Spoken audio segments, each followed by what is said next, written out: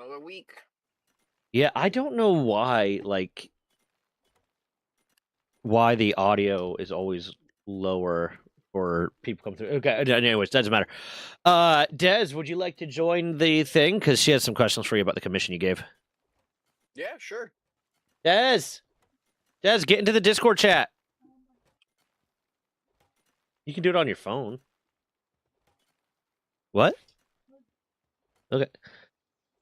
Well, she had some questions about specifically what you were looking for, so I said I was like, hey, I'm about to be playing games with him anyways. You want to fucking check this out? Why do we have? Where did we get the lamb ball? Oh yeah, that's right. Remember we traded some human Yeah, that's souls. right. That's right. Yeah. Hey Des, how are you? I'm doing pretty good. Thank you for asking. How are you? Great. So the questions I wanted to ask mostly pertain to very I guess small stuff. It's like I'm gonna be transparent with you. This is the first commission I've ever taken or done, so I'm trying to make sure I'm getting all covering all my bases here, making sure I'm doing everything right. So there are, since this is a painting, there's going to be obviously paint involved. I wanted to see, How are you doing, you more Staley? interested in something like acrylic painting or oil painting, or a combination of both? And I can explain the biggest differences between those two if you want. I think acrylic would probably be best, mainly because oil takes so long to dry.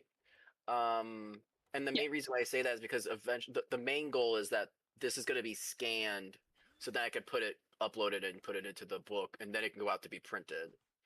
So anything outside of that is Okay. just for personal fun stuff. But for the commercial purposes, the point is that for it to be scanned. And usually acrylic's nicer to work with. It's water soluble, dries faster. Mhm. So I usually, and Yeah. also if I also find that acrylic paint's slightly cheaper, depending where you get it. Oh yeah, no, definitely, definitely. The reason I'm asking is because with acrylic, I do know that over like a couple of months to a couple of years, it tends to kind of lose its vibrancy and its color. With the way that I do my paintings, they've kind of got this bit of textured look, and I do that with the oil painting because I'm kind of carving it with paint, if that makes sense. It's heavily layered. It takes a while to dry. If you're looking for acrylic, I can absolutely do that. That actually makes my job a lot easier. I just want to Yeah. make sure that's kind of When you where when you you're were saying at with it. you're carving, do you mean like using a palette knife? Like No, like I I take a lot of the oil painting onto one thing, and then like it's kind of piled on, and then I kind of carve these deep rivets into the paint itself to create shadows and textures. So that way when the paint does dry, you can kind of run your hand over it and you'll feel like the individual hairs of You're back. the fur, and there's natural shadows that occur on top of the painting as a result of that because of the rivets being so high. that's really cool. It's just unfortunately I don't think the scan part would probably work well with Yeah, that. that's not gonna scan well. Yeah, just You know, smushing that's all probably that not gonna scan gel well. kind of. Yeah. No, yeah, Yeah, but no, and acrylic it would be will also perfect. take forever to dry. Yeah, of course. I do have a lot of acrylic paint laying around, and I can absolutely do that. The next thing I wanted to check in with you is the colors. Um, so the entire time I've been like doing the sketching and whatnot, and kind of trying to envision it, I've been picturing a solid white rabbit. But if I'm incorrect about that, please tell me. I mean, since it's technically like I guess three combined, you could have the three different. You could have white as the main body, then you have stitches and add like spots on another side. You could do whatever you want. Okay. I think you kind of want more than Des is one. I would doing say art of your colors. for Even if his it's just game, two stitched his together, TTRPG game. because it kind of shows that these creatures weren't meant to be together, but something happened, and it caused this to occur Okay. to have the Sir Bunny, the kind of creature. Mhm. Sure, but Um, yeah, and yeah, of for course, no, color, it makes sense. yeah, and for color, it kind of just goes back to the theme. This is like a creature that eventually, which was originally in like canopic jars and like some tomb, and somehow the canopic jars got smashed together or broke, and then the parts kind of had to be put back together, and we ended up with this. Whoops. Okay. Yeah. All right.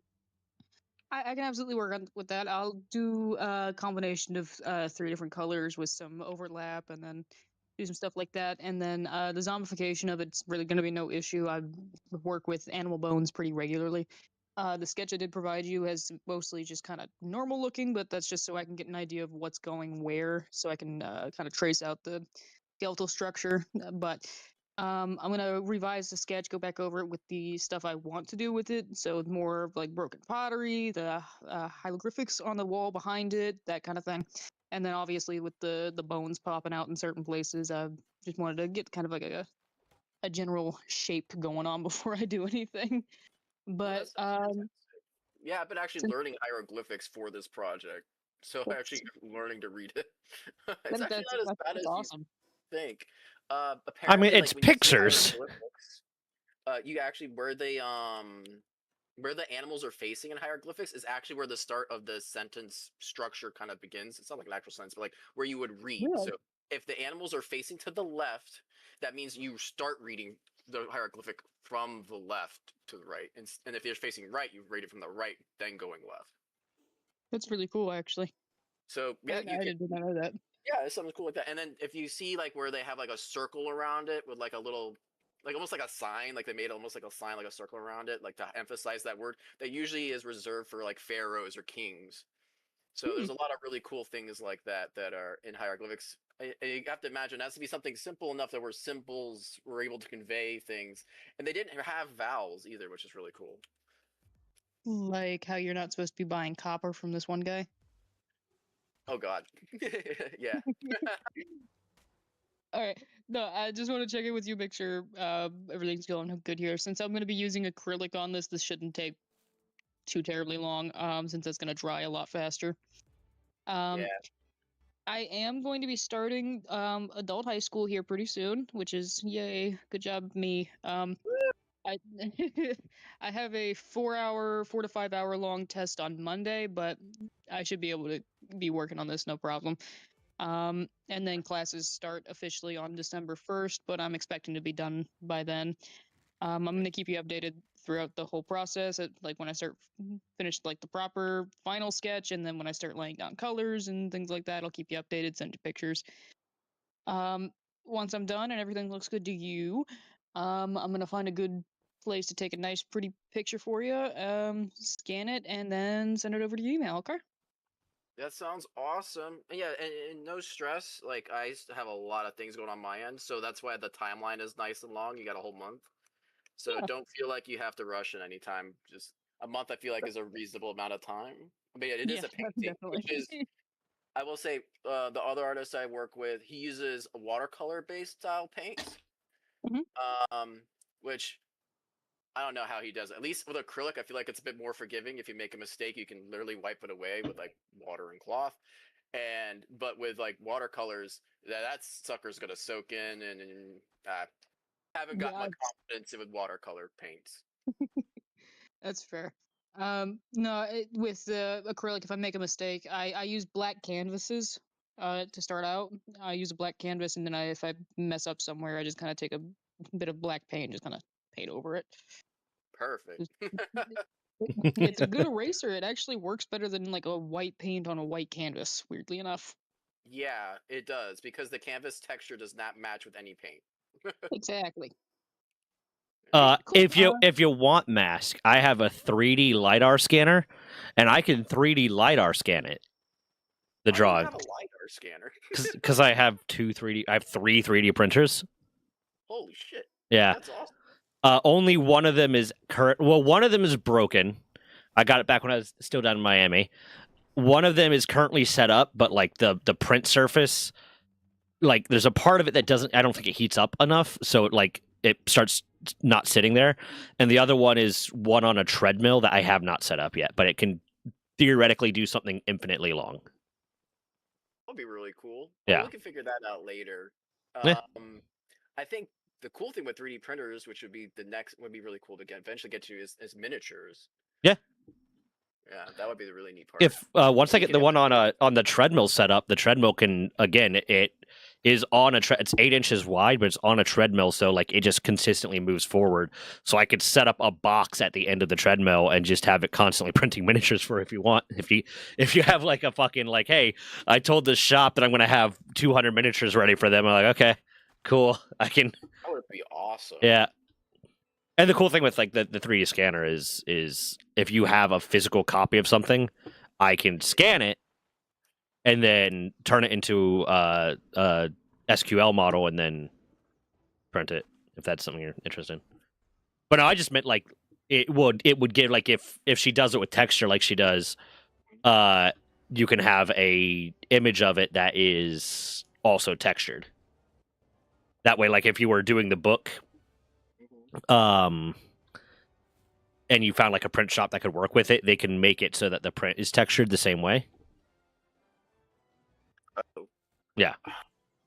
See, that's the hard part. There's a lot of like, you have no idea how much I went back and forth with the print shop for the last, just trying to get the run going, and they're very particular, I should say, because the commercial grade is very specific. There's like an actual like guidelines that they follow for how things are to be handled exactly, and it's very tedious. So I don't know how. I'll be honest, I wouldn't be surprised if I gave it to them and be like, "Hey, this is what I want," and they'd be like, "Yeah, this is the best we can do," and to hand it back to me.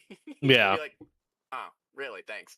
Yeah, I've heard some horror stories when it comes to like working with like print shops and them being just like, you're gonna get what you get, and we already have your money, so go fuck yourself.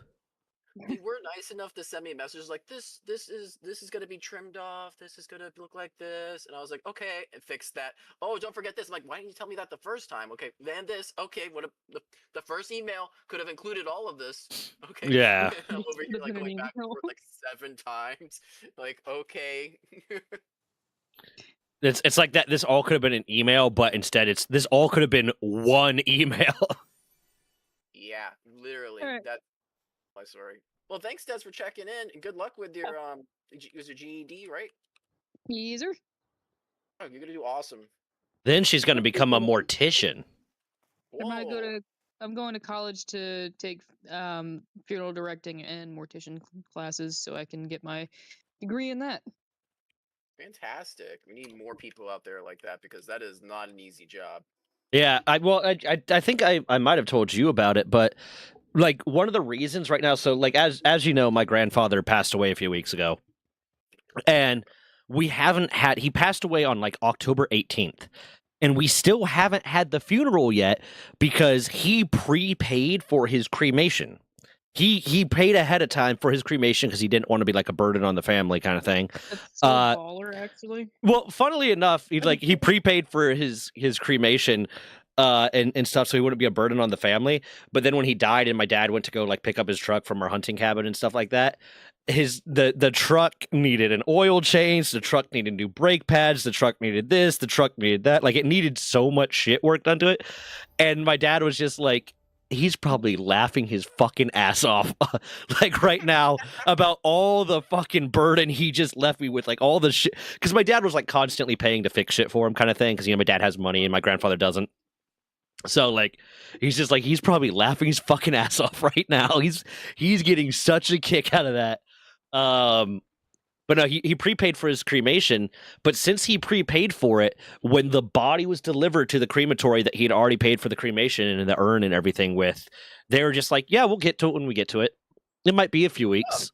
So his body is currently still, as far as I know, still like in a refrigerated box waiting to be cremated, because apparently what happens is if they are going to, if you prepay for your cremation, you get put on the back of the list because they have all these new dead bodies coming in that they need to cremate, and those are people that are just paying the money right now, and those are people that just died.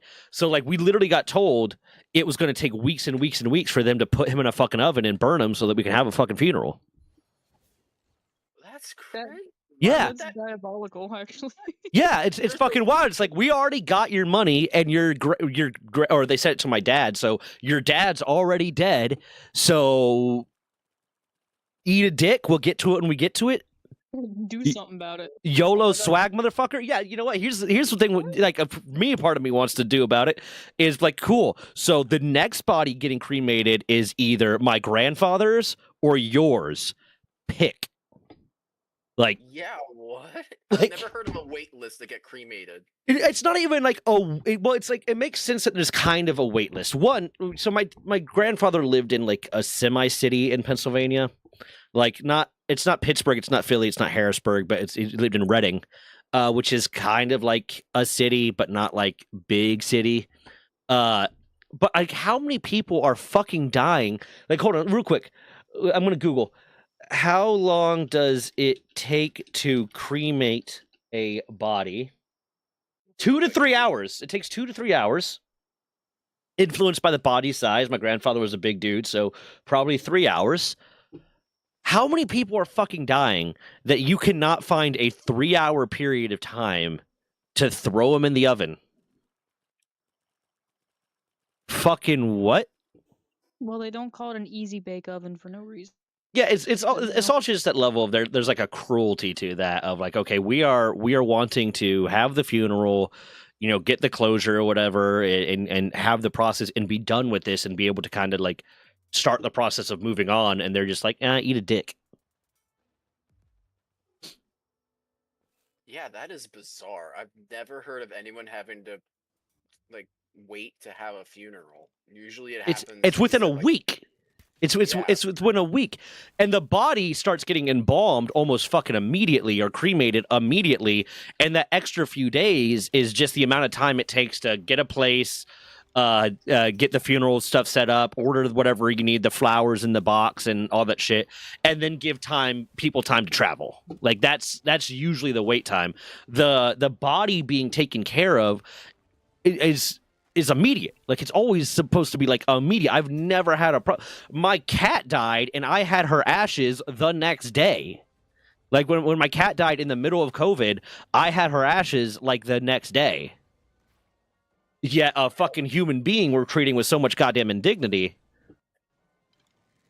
No, yeah, that's crazy. yeah. Dude. I wonder if you must. Are they doing it to anyone else, or is this place known to do this to other people? I'm not sure. I wasn't the one making the calls and stuff, but apparently like this is not an uncommon thing to happen when someone prepays for like their funeral process. Like if a person prepays for like their funeral, if they prepay for their embalming or they prepay for the cremation or they prepay for whatever it is, they are more frequently put at like the bottom of the list because the like the crematory and the funeral director and stuff, they want to be able to, they already have your money, so they want to be able to get more customers and make more money. And like if you were to get like a new customer whose relative just died and they haven't given you any money yet and say, yeah, this might take 2 to 3 weeks, they're gonna go somewhere else. Wow. But since they already have the money of your money, if you prepaid for it, there's not really like they're just like, well, we have the money, you're not gonna like there's nothing illegal that we're doing, so you can't get your money back, so we're just gonna fucking we're gonna roll with it. Because it's like when it's not like he prepaid for the crematory and stuff saying I'm gonna die on October 18th of 2025, so it's not like they had a scheduled date of this is when everything's gonna happen. It's just like, yeah, I prepaid all this for the event of my eventual death. But all the new customers coming in are like, okay, he died on this day and we want to have a funeral on this day, make it fucking happen. So there's like a level of obligation to make it happen within that time frame, whereas there's no level of obligation to make it happen fast for my grandfather. So they're kind of just saying, listen, it'll happen. We'll get to it, but it's not a priority. Wow, they literally just put his ass on ice. Yeah, literally. And almost like kind of morbid thing that is a little bit funny about it. Why was I using the wrong one? The morbid thing that's a little bit funny about it is when we went up to visit my dad for his cancer surgery, we saw Frankenstein. We went and saw the Netflix Frankenstein movie. And there's a scene where they just have a body in a cold storage there. And I was like, huh, that's my grandfather right now. Neat. Yeah. But hopefully when Des becomes a mortician, she'll burn the bodies right away. Just don't expect the teeth to be in the ashes. The teeth would be melted in the ashes. Yeah, well, you know damn well you're going to take the teeth. Maybe don't be saying that on stream where it's easily recorded and can be used against me in this court of law. Yeah, but I mean, what are they going to say? Your legal name's not even like being said right now. They won't know. They don't even need to know that I have a legal name. I Yeah, am just. I'm Des. sorry, Des does not exist. Des is It's just Des. It's just Des. Des It's is a. just Des. I'm just Des. Anywhere else I'd be in jail. Oh my god. Okay, I'm gonna go do some studying for math because I'm stupid, and then I'm gonna go get started on finishing up this sketch for a mask. Thank you for helping me with the questions, and I look forward to continue to work with you. I will keep you updated. Awesome. And yeah, if you have any more questions, don't hesitate to ask. Got plenty of bunny models. If you need me to try to get a I certain pose, or bet you something like that. fucking do. I do. I was like, I think Muffet is the perfect one for this because she always stands up like a kangaroo. And I'm like, I just need you to stay that way. Do you want me to drive to Chester and 3D scan one of your bunnies? Oh, Big God, I don't think fan that'd of be the. good for their health. Big fan of your bunnies. Big fan of your bunnies. Yeah. I think. I guess there are bunnies. My fiance is obsessed with bunnies, and she would do anything to help them. Yeah. I fear they are bunnies. Yeah, if anything happened to them, she would kill someone in a way that I would be scared of. It's not the murder; it's more or less the way that it was done. Yeah. Hey, The murder makes sense, but the gratuity, the grotesqueness of it, the artistry of it. it was just gratuitous. It was like, It was violent. yeah. All right, I'm gonna go on being about my business. Thank you again, and I will talk to you soon. All right, take care. Appreciate it. Bye. Wow. Dude, so that's what happened to your grandpa? Yeah, man. Yeah, no, he died a while ago, and as far as I know, he's still not fucking cremated. Hold on 1 second. I'm going to reply to chat real quick. Hi, Casteroth. Love you. It took several weeks for my granddad to be cremated. For some reason, it takes much longer for humans. I think he also prearranged everything. Took another week just to collect the ashes. Yeah, it's when they prearrange it, the fucking crematory will just say fuck it. Because I know of other cases of people that died all of a sudden and their funerals within a week, and they're cremated and whatnot, and the services within a week and everything, and it happens fast. Took a few weeks for my dad too, but he needed an autopsy. Yeah, that if there is some level of like foul play where they need to do an autopsy, that makes sense that it's going to take a while because they need to perform the autopsy, and that might take several days potentially, depending on how detailed it needs to be and the complications around it. But then they also like. There's probably a level of like, okay, until we really get a solid statement on this, we need to keep the body. That way, if we need to go back and check something, and then they release the body to the mortuary to be embalmed or cremated. 2 to 3 hours, man. They must be. I mean, I know people are dying a lot. Yeah, but that must mean a lot. Yeah. Okay. So, like, I'll give them like, okay, they're probably only running it. Let's say they're running it during business hours. They're running it 8 hours a day, maybe 9, whatever. So that's potentially in like, okay, let's say there's a 30-minute to an hour time in between, like where they clean the system out. So let's say we're doing the high end of everything. It's 3-hour cremations and then an hour to clean the thing and reset it. That's still 2 a day. How many people, and there's so many fucking crematories and shit, how many people are fucking dying that you can't get to it within a timely manner? Well, I know one thing. I'm in the wrong business, dude. Right? Bro, you can probably make... Well, here's the interesting thing, because I started looking into when we were planning this. With him, apparently they needed their boss to sign something for us to collect, but the boss was on holiday. Yeah, no, that'll do it. There's no foul play, which is because... way back when he was a junkie, so they're making sure it was pneumonia. Gotcha. So there wasn't foul play, but they really wanted to make sure that there wasn't foul play, kind of thing. Yo, what? They have cage Pokemon. I mean, sorry, pals. God, almost got us sued. Um, Oh, buddy. there's caged pals in the caves now. I found a Vixie in here and a Oh, tree. neat. That's really neat. know, Okay, so what it sucks, but what we're doing essentially right now is a merchant Raidlocke, right? Like we can buy from merchants or we can get from raids. yeah, I think that's our Do way we? to supplement until the raids happen. Yeah. We can only buy from merchants one time, but we can buy from merchants, and everything else we have to get from raids. Yeah, that sounds Okay. about right. Just double checking that. But yeah, no, it's a really weird thing. And like, so when Des said she wanted to be a mortician, that was the kind of field she's going into. She also like for a while was like looking into forensic science a little bit. But like to get a job in forensic science, you need a minimum of a master's degree usually. Yeah, it's pretty Intense. detailed work. Yeah. My neighbor that lived behind me was a forensic science. Yeah. The head person of like Miami-Dade County, and it was pretty bad when my friend got murdered, and I was like, I can't even look that dude in the face. He was the head person on the case. Yeah. I thought about getting into forensic science.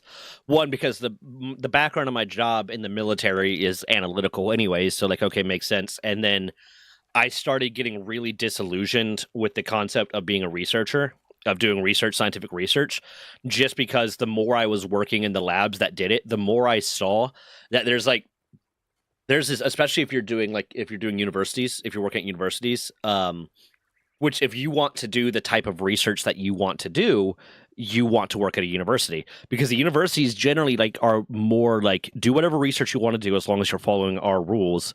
Just bring in grant money. Like, so as long as you can get a grant for it, bring in the grant money and do fine. Whereas if you're working for a company or an industry, you're doing the research that they want you to do. That's going to be most profitable for them. So I would rather work at a research university as that. But what I ended up seeing was like every lab that I worked in and every professor that I talked to that had their own lab, every like research professor I talked to was just like, yeah, no, the research professor was spending the majority of their time. One, they had to grade papers and they had to teach classes, because that's the other part of working at a research university is you are a professor.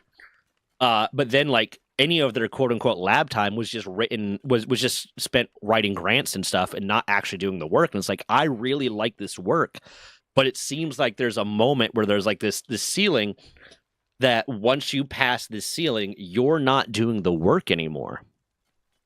You're just doing you're doing paperwork and stuff, and you're directing other people to do the work, and I don't want to do that. But I like when I was getting out of the military, I thought about going into law enforcement. And like I was like, okay, I'd like to be a detective kind of thing. But then like when I started getting disillusioned with the becoming a researcher thing, I was like, well, I could switch my degree to like forensic science. I'm not squeamish at all. Like during my job in the military, I saw plenty of videos of people getting their heads chopped off and shit like that and all that different shit. So it's not like it's not going to bother me. But it's like, I don't know. I like the idea of doing the research. I'd still want to do the research. It would just be like, if like legitimately, if I won the lottery, I would open up a research lab and be like, cool, the guys, I have this amount of funding. Bring in that grants to this research lab, but then you can do whatever you want. You don't have to teach classes. You don't have to do anything to that. Just bring in money from grant money to like keep us above water, and let's do some research, guys. Let's fucking do this. Yeah. But no, Des. Back to like the mortuary side. So one of the interesting little things that I found out about that is, are you near the base? No, not yet. I can teleport there. Why? Is Raid starting? No, just a sleepy sleep. So I'm trying to get some arrows made. I'm going to spend like a while, like because right now we're just grinding out levels almost. I'm gonna start hunting some of the random alphas that we can. Yeah, that's what I'm trying to do. Go to caves, fight cave monsters, and get ancient parts. Yeah, this is the only way we're gonna get them. Yeah. But yeah, I'll come back to base so I can sleep. Well, it's almost day anyways. Yeah, they're back to work. Never mind. It switched today. Really? That was so fast. Well, we set the speed to as fast as possible to try to get more raids to happen. True. I hope it works. But one of the interesting things about all these funeral homes and shit is apparently even all these like mom and pop funeral homes that are like have like, oh, whatever family name on them kind of thing are getting bought up by one or two like mega corporations that are just like basically they're keeping the family name so that it still seems like, yeah, this is just your family mortician, blah blah blah. This is just your friendly neighborhood mortician. But they are instead owned by these mega corporations, and you know, the money's Yeah, still good. Like the money's still good for the people, but it's like they don't have the soul that they used to have. You know. yeah. I think a part of that is, right now, I like to think AI is one of the biggest enemies of humanity at the moment, but also one of the biggest, probably one bigger at the moment, is private equity firms. Mm-hmm. Are awful. Yeah, all these like I'm a company that what does your company do? We own other companies. Fuck you. Like yeah, so like morticians are still making good money. The average is around 75K with top earners making over 90. Um and there's a level of like upselling it because like especially if you are a private funeral home, you're a private funeral parlor. Uh there's the level of like, okay, if you upsell the more expensive caskets, you're going to make more money and blah blah blah and all this sort of stuff. I think it's grimy. I think it's a really grimy thing to do. It's like car salesmen for coffins. Yeah, but like when people are at their most emotionally vulnerable. Yeah. But yeah, like morticians are still making good money. It's just now they're not. More often than not, they're not owned by like the family or the person with their name on their building. They're owned by some big mega. What is the? Hold on. What is the? Costco? No. That'd be Costco fucking would wild. probably do better prices. Owns most of homes. What is the company that owns most of the funeral homes? It's called Service Corporation International, SCI. So this is the company that owns like apparently most of the funeral homes. SCI is the largest company in the funeral industry, operating more than 1,400 funeral homes and cemeteries in the United States, Canada, and Puerto Rico. They were founded in 1962. Due to consolidation in the industry, large corporations like SCI have a significant impact, with 1 in every 5 funerals in the U.S. being conducted by one of the largest providers. So How do you not argue that that's a monopoly? it's 1 in tricky. 5? I mean, that's enough to swing the marketplace. So if you increase your prices, everyone else has to keep up with you. Yeah, well, it's also one of those things where it's like if they just lower their prices for a year, they can, big funeral. Yeah. It's big Great funeral, stuff. guys. It's big funeral. But yeah, no. So like, yeah, that's the kind of thing they don't tell you about like the funeral industry is as it just said right here, like SCI, Service Corporation International. Yeah, Service Corporation International owns 1,400 funeral homes in Puerto Rico, Canada, United States.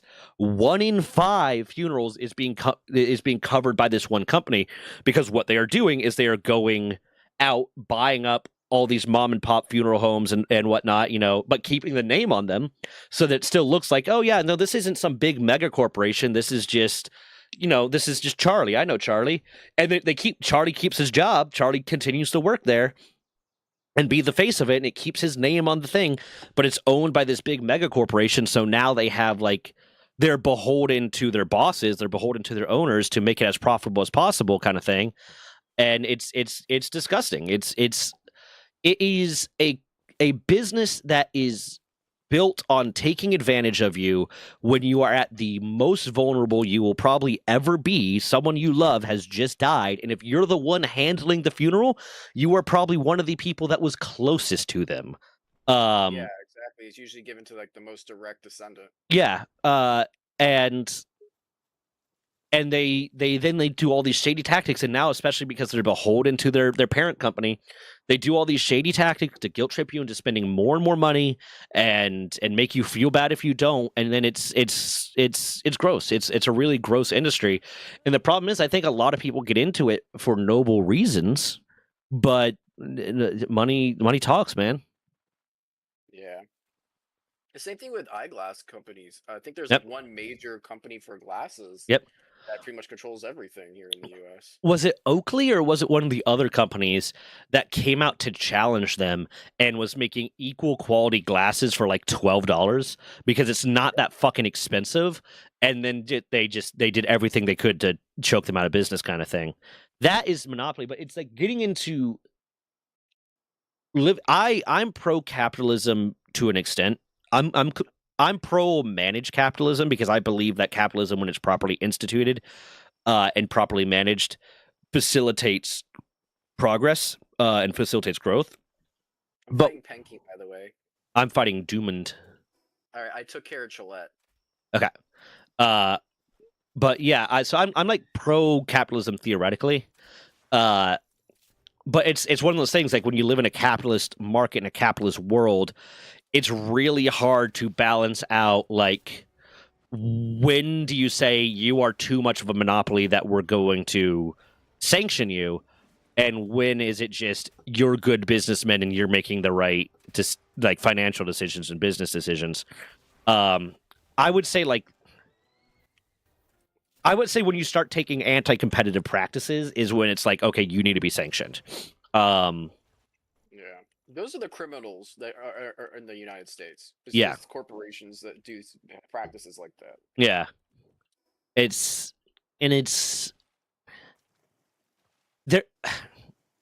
There's certain things that I think that need to be regulated and have price regulations, or need to be subsidized by the government, or at least have a government subsidized version of them. I think housing needs to be price controlled. I think basically the necessities, the things that are required to operate in society. Housing needs to have some level of price control, at least so that there is affordable housing. If you want a much nicer house, then you go to the private sector. But some level of housing that is price controlled. I think food needs to be governments, at least have a government subsidized version of it, so that food can always have a affordable price. And then if you want higher quality food, then you go to the private sector. Water should not be something I'm paying a private company for. That is a necessity. I think there needs to be a regulation how big gas prices can go, because at this point we live in a world where having a car and having transportation is a necessity. So I think certain of those things that are like required for us to function in society should either be, I don't think it should be fully controlled by the government, because that's when you get real corruption in there. Like, that's when you get the government saying, haha, I'm not going to give you food if you don't vote the way I want to, because what world leader would be doing shit like that right now? Oh god. Yeah. Angry. Yeah. Toupee. Yeah, angry toupee. That's what we're going to start calling him on stream. He's angry toupee. But like, I think there should be a government subsidized version of it. Like, they should have a market share. They should have their own production facilities to make sure that there is always affordable housing, affordable water, affordable healthcare, affordable food, and like affordable necessities. And then if you want higher quality, that's when you go to the private sector. Same thing with education. I think college and There should be a baseline. Yeah. So you're trying to say there should be a baseline that's established. So Yeah. From there, if you want higher, you got to go outside of your dorm.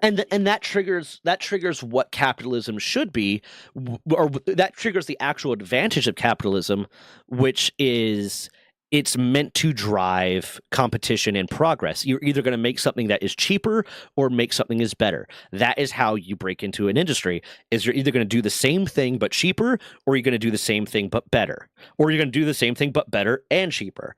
And now, like, if you're competing with the government, you have to do one of those two things. You either have to be better or you have to be cheaper. So I think that has that same advantage there. You want to hear something crazy? You're gonna actually. I need your opinion on this. Just about put me almost in a panic attack the other day. Okay. Not really. I'm sorry. I'm being a little overzealous there. Not an actual panic attack, but made me a little upset. I get Facebook ads and whatnot, and I saw one. You're not gonna believe what it's for. Porn. It's just straight up porn, because that happens. Yeah, on Facebook that happens all the time, man. Not on my algorithm. I get so many porn ads. It's not directly porn, but it's always like this. You want to see naked AI girls kind of shit? Yeah. No, I mean, I still haven't gotten those yet, but it's probably a good thing. Prude. A product, because I follow a lot of TTRPG stuff. Mm-hmm. New Kickstarter started for Mythcraft. Uses a action-based economy says it has 5 types of magic. I'm over here like, man, this sounds really familiar. I'm like, don't think that, because one thing I have mine is runecraft. Yeah. It uses runes, and so as long as it doesn't have runes in it or anything like my art, then I'm fine. So just Yeah. mind your business and focus on your work. But part of me was just like, these little shits. I was like, really? Oh, that's just how it goes, man. Like it's the unfortunate thing is, and we had this conversation. I remember before, like one of the first times we talked about this, is there's nothing unique. It's just the way you implement it. So like, no matter what you do, someone's gonna find a way to say that's kind of like this. Yeah, that it is. But you have your own unique flavor on it. One second, Des is trying to show me something. What's up, love? Okay, I have to mute myself. I'll be back. Okie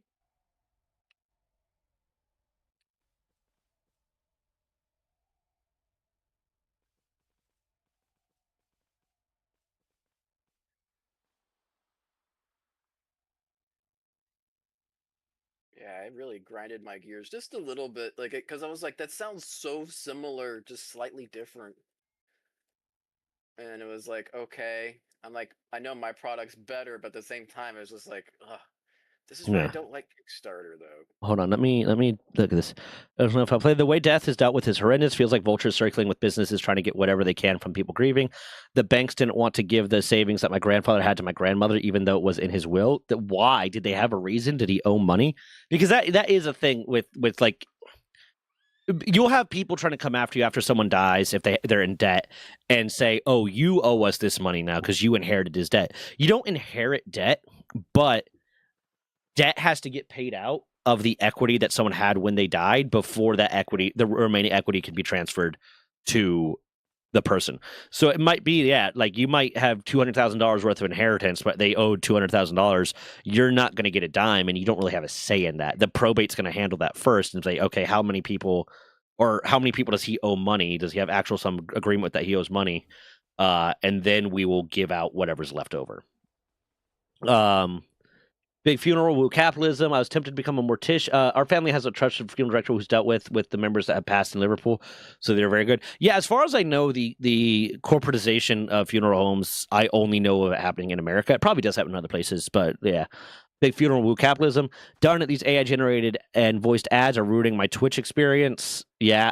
Oh, it can be used for good, rarely is. Housing, food. When I lived in Scotland, they seem to be doing well. Free prescriptions, bursaries.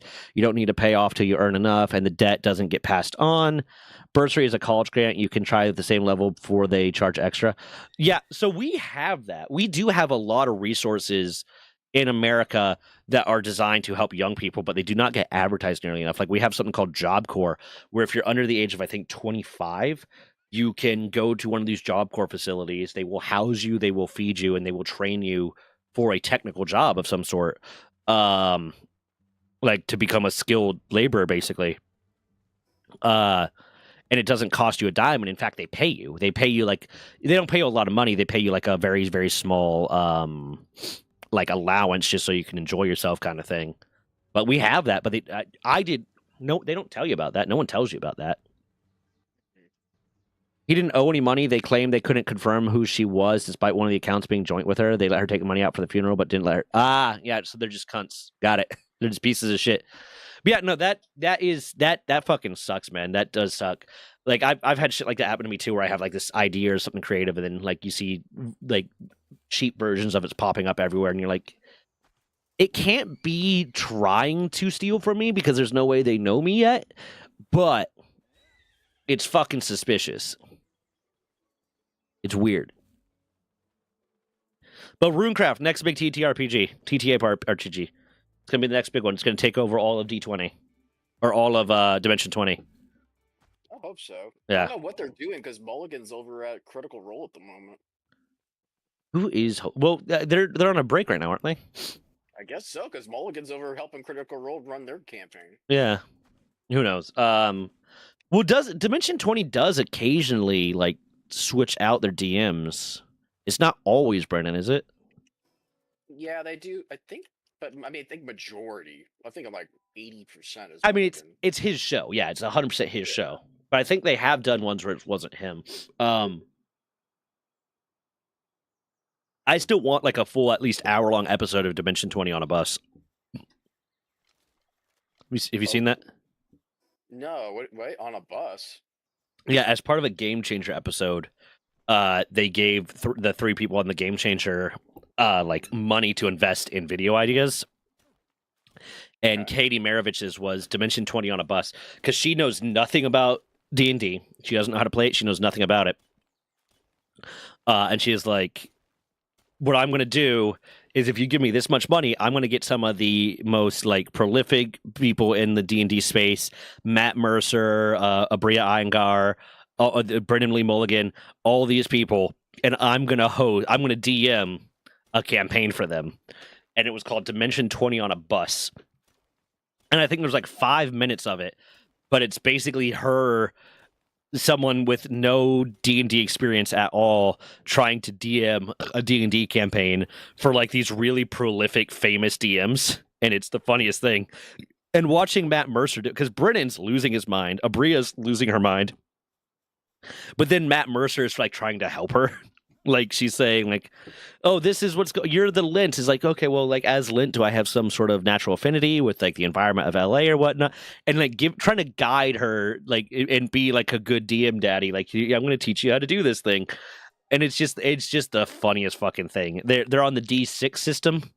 At no point do they roll D20. They just roll D6. What? Yeah. It's D&D?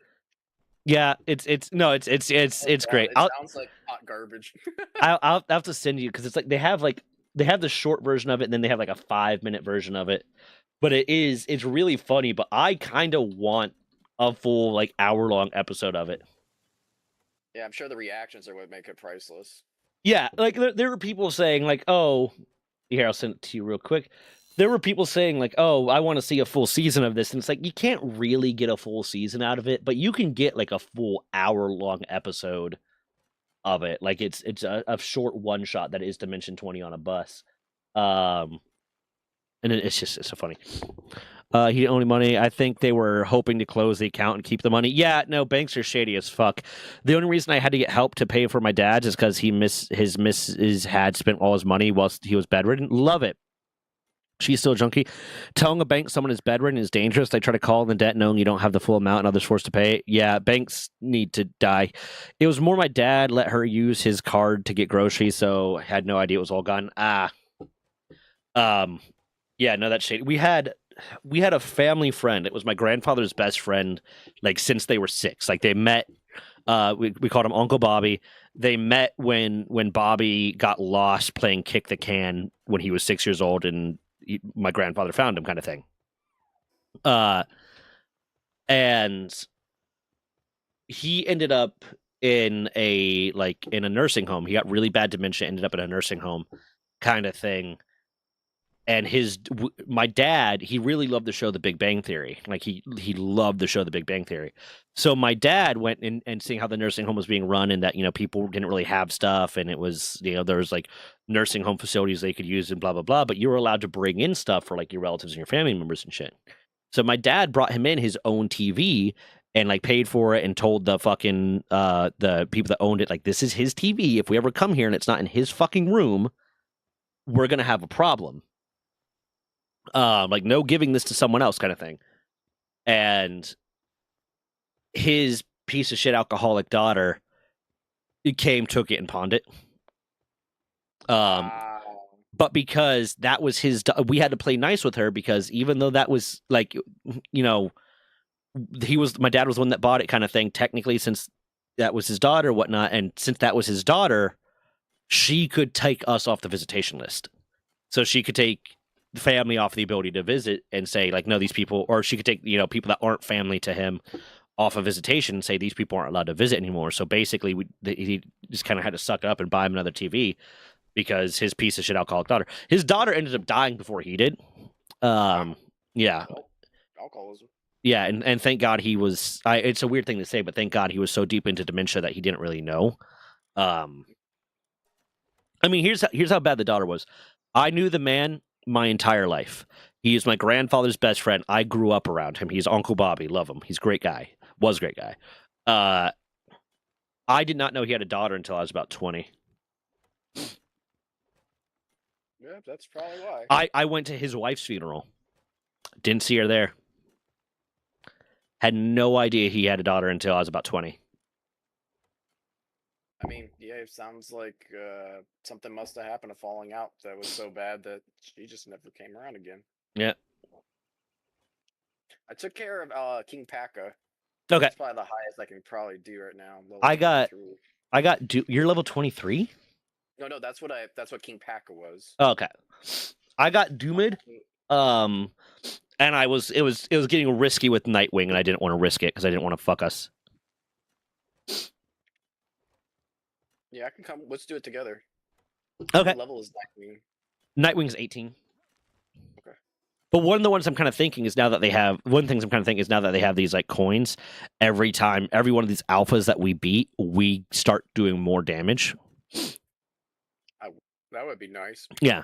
So like the Chillet bounty, simply possessing it permanently increases the stats of the pal in your team. Doom it. Like it just every one of these things we get is going to make us a little bit more powerful. Wait, does it actually increase stats? Yeah. Oh, I didn't know that. I thought it was just like a little token that allows you to keep going. Oh, but I think right, we so have.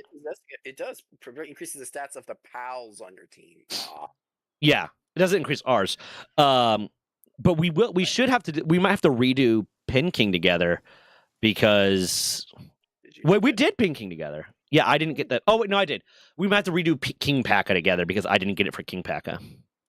Yeah, I got Chillet, Pen King, and King Paka. I don't have Doom Mode, so I'll have to do Doom Mode too. Well, meet me near Nightwing, and I could take you there if he's respawned by now. Let's see. I got the ancient parts. I'm trying to drop this stuff off. God, I forgot which chest is what. My mom and dad got clean when they found out I was on the way. Yeah, I know a lot of people that was like kind of their story of why they got clean is because they realized they're having a kid, which I respect. It's like I have massive respect for anyone that manages to get clean, and I don't. It's one of those things where I don't necessarily blame junkies for being junkies, because like the science of addiction, just it's really really hard to get out of, and a lot of times most people don't become drug addicts because they wanted to become a drug addict. They tried something, they got an addiction, they made a bad decision, and it's haunting them. So I don't necessarily blame junkies for being junkies, but it's that level of like, okay, you have to understand how the person is and tailor your behavior around that. But like I have massive respect for anyone that manages to get clean. Like it's a hell of a hard thing to do, and good on you.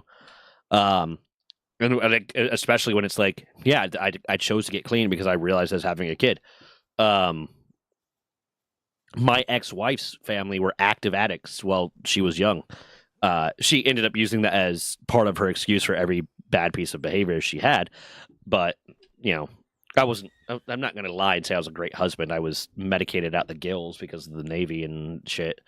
I didn't know you had gills. Yeah. At one point, I was taking like 8 pills a day. Holy crap, dude. Yeah, because the doctors I was seeing while I was in the Navy were just like, we're basically like, okay, so this isn't working, so we're also going to put you on this, but didn't take me off of the other thing. And I was just kind of listening to them. So, like, at one point, I was on so much shit. And then when I got out of the military and I switched to my new doctors, they were still like, okay, well, this is what you're taking. And it seems to be working for you. And I don't want to take anything off because they didn't have the full story of I was taking this one thing and it wasn't working. So they put me on something else without taking me off of it. They're just like, okay, you seem to have figured out what's working for you, and I don't want to change that. So I was a fucking zombie, man. I hated it. I fucking hated it. So like I did not pull my weight as a spouse, but there's a certain point when your childhood doesn't excuse the way you treat your partner. And when I say, hey, there's this thing that I don't like that you're doing, and you say, well, it was my childhood and blah, blah, and keep using your excuse, like, okay, cool. Doesn't matter. Doesn't fucking matter. Where are you running off to? Aren't we going to do Quiver? Go. No, not Quiver. Oh, we can try Quivering if you want. I was going to do Nightwing. Oh, okay, my bad. We can do Quivering. We might be able to take on Quivering. It says 23, but yeah, I think Quiver might be tougher than what it says. I feel like Quivering's tougher than what he says. Yeah. Let's do Nightwing. Yeah, Nightwing's 18. I was almost able to solo him, but it was just got too risky. Okay, I'm coming to you. My mom and dad got clean, so was Master Kick actually kicking the teeth. Find out what it. Yeah, not easy to get off drugs, prescribed or otherwise. Something in your brain changes when you're dependent on something. It never really goes away. That's why they did an autopsy. You only had what was prescribed in the system. My mom and dad were very honest about me. Yeah, no, and I think that's important. Be honest about it and prove that's something you can get out of. One of the reasons why I don't really fuck around with some stuff is because addiction doesn't run in my family. It fucking sprints. Like everyone in my family has some level of addiction, except for like my dad, or at least everyone on my dad's side of the family has some level of addiction. My aunt was on like massive amounts of heroin and stuff like that. My aunt Debbie, I don't remember what her drug of choice was, but like my grandfather was an alcoholic. He's a high functioning alcoholic. My uncle is a barely functioning alcoholic. So like I grew up seeing all that, and my family was very honest with me about it. So I was like, okay, there's a lot of stuff I'm not going to try. I'm not going to do. We have that massive capacity for addiction. I don't drink all that often. I have a very high alcohol tolerance, but I don't drink all that often because I don't want to slip into alcoholism. I think it's kind of important to be honest about shit like that with your kids. You want to go try to see if Doomud's revived? Yeah, let me grab. Yeah, let's just go. We don't even need those things. I can come back from later. Yeah. That way. Yeah. All right. Yeah. I think I might take this lift. Okay. But yeah, massive amounts of respect for people that are managed to break their addiction, and it's like you said too, but it changes your brain chemistry, so you're never like fully out of it. But you're recovering. You're in active recovery or whatever you want to call it. Of like you're not actively using, but there is that level of you can be triggered and it can happen again. Yeah. But speaking of addictive substances, have you guys tried the Fuji apple and ginger Red Bull? No. I just tried it for the first time today, and it's really good. Oh, Doomid's back. Let's fucking kill him. Let's fucking get his ass. Let's fuck him up. He's right here. Yeah, I see him coming.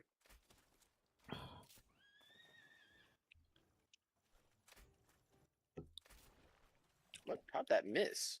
Oh, no, it didn't. It's just lag.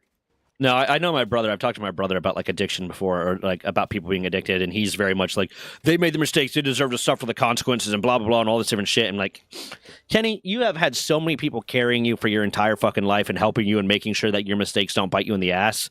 So the audacity to be like, oh, well, they fucked up, they deserve it, is so fucking stupid. Yeah. Coffee and Monster get drink in the house. You're the coffee drinker. I'm a Red Bull guy. I prefer Red Bull. I used to prefer Monster back when I was a little emo boy, but I prefer Red Bull. When you're an emo boy. When I was an emo, my father took me into the city to see a cringy band. He said, son, when you grow up, will you wear them, the skinny jeans and the studded bracelets?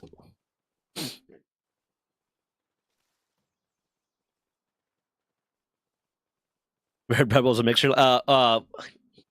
My like go-to drink when I was a young sailor and I was just in the barracks and drinking kind of thing and playing video games. Hold on. Oh god. I need to get more of that whatever shit that you spray up your nose and it makes your sinuses fine. But no, my go-to drink when I was like a young sailor and in the barracks and playing video games and drinking all night kind of thing was NOS, the energy drink NOS, and really cheap vodka. Like I couldn't afford good vodka, but I was like, I'm gonna mix it with NOS, and I'm gonna have a great time. Well, that's one way to do it. Yeah, that was back when I lived in Miami. Oh, okay, that makes more sense. Yeah, everything was fucking expensive. Everything was really fucking expensive. Yeah. You get into the clubs, you go to the clubs, and it's like, oh, we have a $50 no, $50 like fucking cover charge, or wherever the fuck it was. Yeah. I don't remember what the cover charges were exactly, but I remember they were way too much. Yeah, about $50, $40 I could see that. Yeah.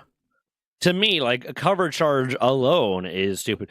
I get charging a cover if you're like an 18 and up club, and like if you're under 21, charging a cover charge because like you're not going to be buying alcohol and shit, so they're not going to make their money off of you. So cover charge, cool. But like the drinks are also really fucking expensive. So why are you charging me a cover charge to go buy drinks? Yeah. We always, when I was like in Virginia Beach for the first time, and we'd go to Peabody's because it was the only 18 and up club nearby. We would always go with like a bunch of girls, so we wouldn't have a cover charge. But that always led to some shit. Like I can't think of a single time that we went out with the group of us that the guys didn't have to at some point intercede in some dude being an asshole to the girls. Yeah. That's sad. Yeah. Where is the fast travel here? I think it's over there. I have 3 go-to drinks: Captain Morgan Spiced Rum and Coke, Jack Daniels and Coke, or tequila, lime cordial, and Coke. It just seems like you really like Coke. I'm a clear liquors guy though. I like tequila, I like vodka, and I like absinthe, but like that was more of a hard one liking of absinthe because I bought a bottle of absinthe. It cost me $150, and I was gonna find a way to make a drink with it that I enjoyed, and just over time, I ended up drinking so much of it that I kind of acquired a taste for it. It's also been forever since I've had it, so I have no idea if I still like it or not. I don't think I've ever had absinthe. It tastes kind of like black licorice. Ugh. Yeah. Never. Yeah. Take it.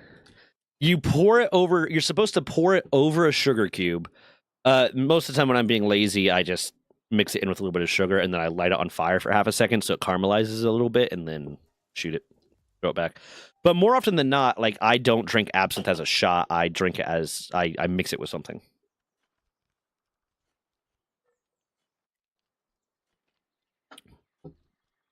You okay, love?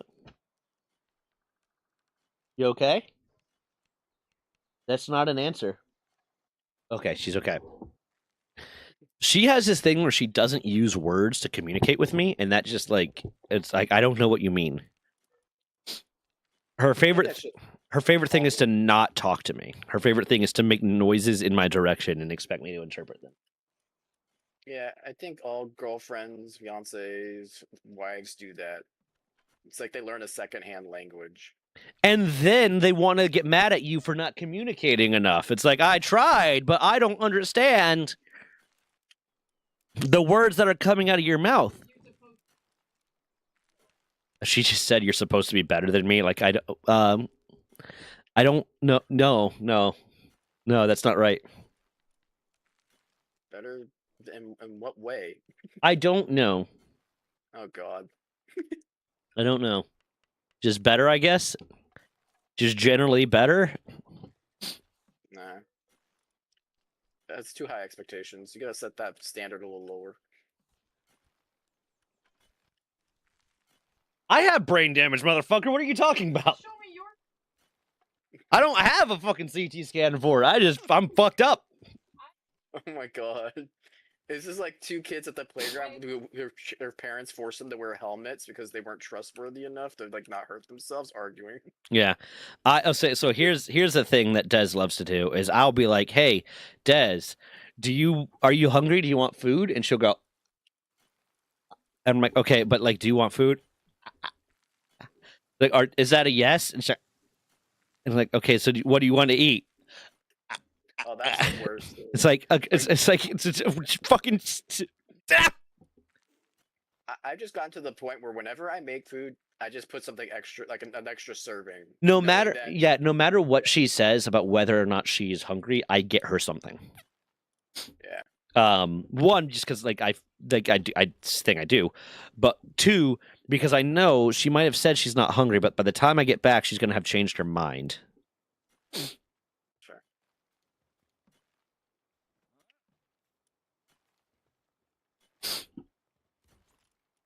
So how's Kim? She's good. She's busy working out in the field today. What does she do again? She works with stormwater. That's right. Yeah. Because I mentioned I have the buddy, or I had the buddy that does it. I'm hearing more and more stuff about my former LARP group, and it just seems like they are like every single person that's a part of it is just being made worse by the group. I mean, it sounds like they encourage people to act like assholes. It's like it's really culty around like a handful of players kind of thing, and it does really just seem like they are just falling more and more downhill. And like a lot of the people that I liked and then like started cutting me off, and I'm talking to other people that I like, and they're like, yeah, no, that person just started becoming a huge asshole, or that person just became problems. Like, okay, that makes sense. It makes sense that they're falling into this thing. I've been thinking about trying to start my own LARP group, get my own rule book going and like everything, and trying to get people together. But there's so many steps to that of like, okay, you have to get the group. And then you have to get players. You have to have the rules. You have to get players. You have to find a place that you can consistently say, we meet up here at this time, and then like be big enough that you can grow. Because if it's just like 6 or 7 people, people aren't going to want to join you. But if they see 20 or 30 people, then it's like, okay, now they might want to start doing it. Yeah. Yeah. I feel like that's kind of what happened to the Star Wars group. It was really started off really small. Yeah, and the big thing was when we got like the first cons, because we got OutCon, I think was one of the first cons that we were able to go to, and OutCon was such a small con. And then like Magic City Comic Con and a few of the other ones, and then eventually, like right before I left, they got invited to Florida SuperCon. But even that, like one of the things I learned from that, but I also learned because I did a lot of the advertising for my former LARP group at cons, is you'll get like 100 people, 200 people show up and say, yeah, I'm definitely going to come out. And then maybe 2 do. So you spend a lot of time and effort like trying to talk to these people and get them to become a part of this thing. And they like seem super interested, and then they never do it. Yeah. And part of it's probably they forgot, or part of it's probably like, oh, they traveled from farther away. And when they looked at like how far it's going to take to actually do the thing, it's because people will travel hours and hours for cons. I know people that travel like out of state to go to cons, kind of thing. Like people that live here in Virginia and travel to New York to go to cons. Like it's insane. Yeah, it is crazy. But yeah, a lot of people do travel for cons, especially like the big ones like Dragon Con. Dragon Con, yeah. SuperCon was really big too. I wouldn't be surprised if people travel for that. Yeah. I helped them work for that con too. I did like the photos for some of the event. Yeah. I remember OutCon was just like we were leading a class of like the lightsaber choreography stuff, and we had to tell so many people stop licking the fucking lightsabers. Like I was getting so annoyed, and it wasn't like the majority of them, but there were like a handful of people that we had to repeatedly tell, if you lick the lightsaber again, you're leaving, kind of thing. Because like this is someone's personal property. Like, why are you doing this? Yeah, eventually what they did is they made it when we did SuperCon. Instead, they made a bunch of like swords from like pool noodles. Yeah, that's the better way to do it. Yeah, and that way you could instruct the class without anyone licking the Ultra Saber or whatever. Yeah, we used our personal stuff that we just volunteered and brought the first time we did it, and that just that's led to fucking problems. I'm trying to figure out where more POW merchants are, because I feel like we should probably get some more POWs. There's some over in that settlement in the lava area. Yeah, but that's gonna be dangerous to travel to. Like we can make a fire armor now. Yeah, we can make it over there. Yeah, but just the how high level the people there are, the monsters there are. If they sneak past them. You're a professional, dude. I got you. You like have an assassin on your squad. By the way, I see you took the mega grapple I got set. Yeah, I figured it was for me. Me alone. Okay. Hold on. Yo, Chad, get your ass over here. Help me build this. Apparently not. I'm just gonna do this myself, Chad. Okay, so there's light in one of the barrels, by the way, if you want it. Okay, there is one right next to Pin King. There's a black merchant merchant guy next to Pin King if you want to try to buy a new pal. Yeah, I mean we got plenty of cash. Yeah.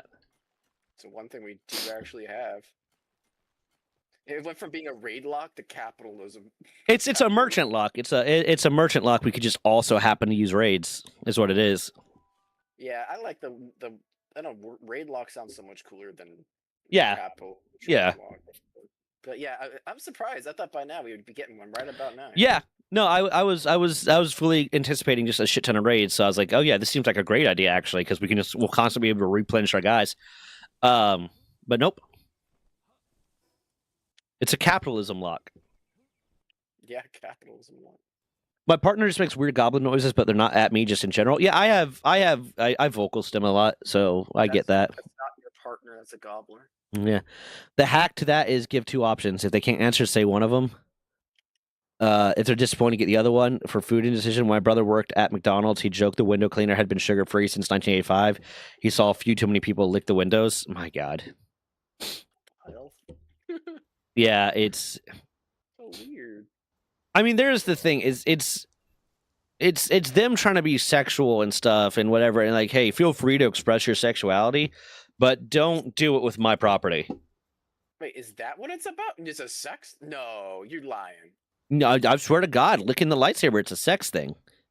I know they try to tell you, oh no, it's a super secret move to gross out the Sith, but no, it's a sex thing. Really? Yeah. Huh. I didn't know that. That's... Grade A window lickers. Yeah. Hold on. Okay, where? Oh, here's the black market here. I found them. Did you grab the stuff we can sell? I sold all the stuff we can sell. We have 43,669. Oh, that's more than enough. Okay, I'm coming to you. You're right. Yep. South of King. Okay.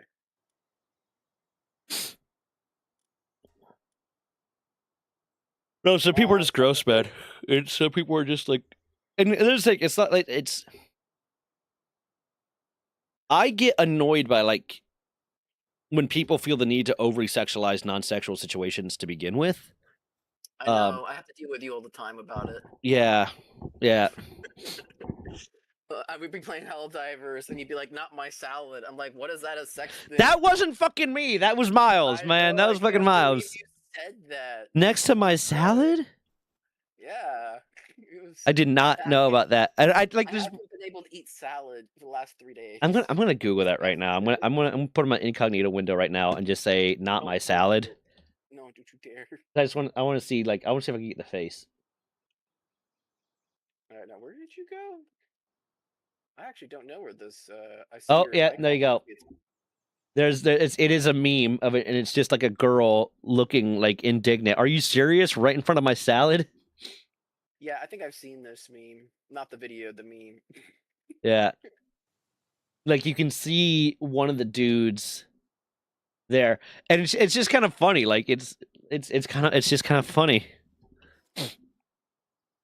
Okay, hold on. Where is this black marketeer? Yeah, I thought you had an idea where this. God, I can't see anything. It's turning nighttime. I gotta build that flashlight. Wait, where the fuck is this? Oh, he's over here. Yeah, come up here, motherfucker. Up there? Okay. Yeah. You say not in front of my salad in your Discord? Great, I love it. Climbing the wall.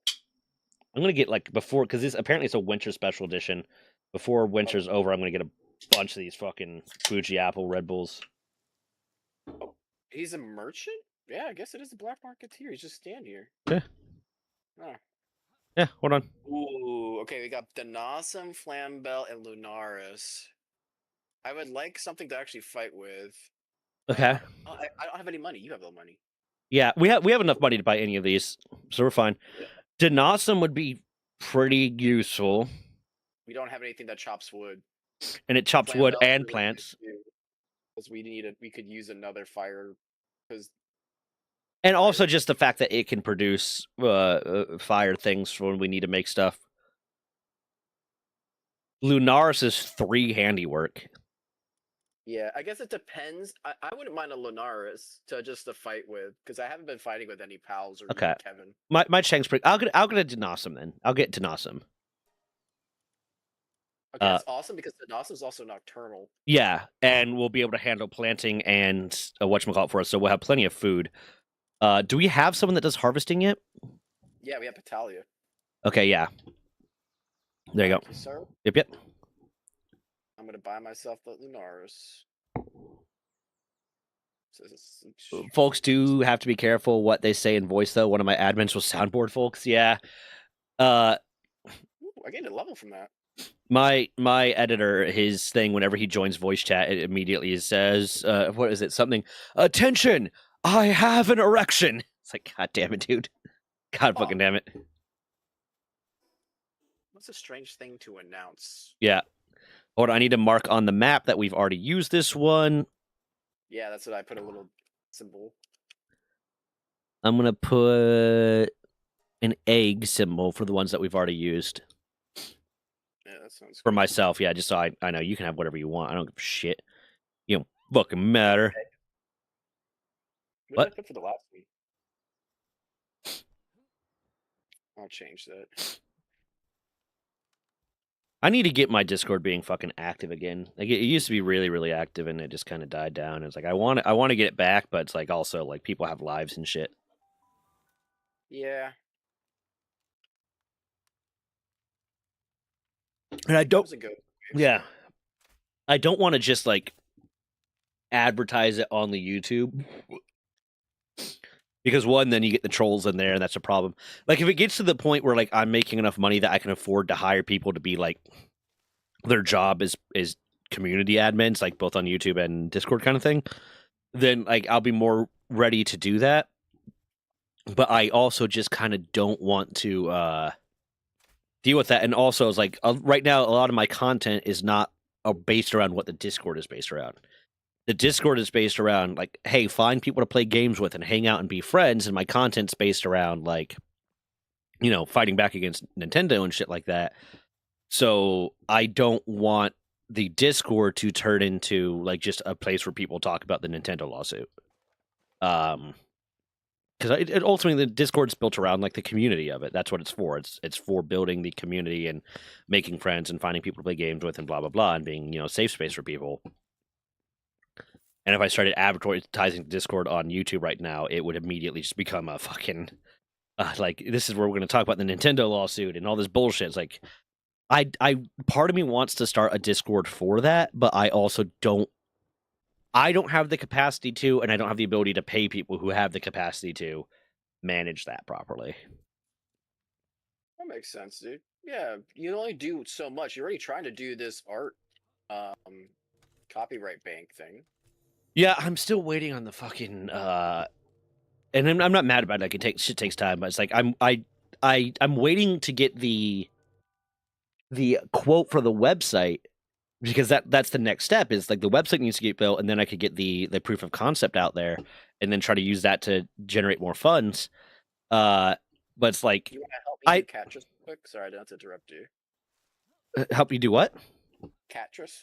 Yeah. Yeah, okay. Yeah. There now. But yeah, it's like what are we naming our newly acquireds, by the way? Oh. You got a Denawesome. And you got a Lunaris. How about Lunawesome? Lunawesome. But I don't know. Awesome spelt. Yeah. Awesome spelt like awesome. Makes it yeah. easier to know to connect to each other. Yeah, it's like I want to be able to make more progress on the thing, but like the next step is something that's kind of out of my hands. So it's just like I'm not I don't have any like ill will towards the fact that the guy's taking his time and stuff. It's just like I want to be able to say that we're making progress because I feel like now it's just like yeah he said he was going to do this thing and then he didn't fucking do it. Like people thinking about me that way. Mine's mostly dead. Just me and the admins chatting. Just started a new one for group ups gaming without bringing everyone from the main one. Just for that, so it's separate from the rest. I had to do a channel for politics to stuff. Well, I have that. I have the. It used to be more delineated, but I have the category in the thing that's the game hall. That's what it's for. It's for finding people to play games with. So it does exist. It's just the thing with like with stuff like that is people need to be using it enough that people think to check it, and people need to be active enough in it that people want to use it. Because like if nobody's active in it and someone says, "Oh, does anyone want to play this game?" and then no one responds because no one's active in it, then eventually people are going to stop using it because no one responds to it. So it's like it needs to reach a point of activity before it's self-containing.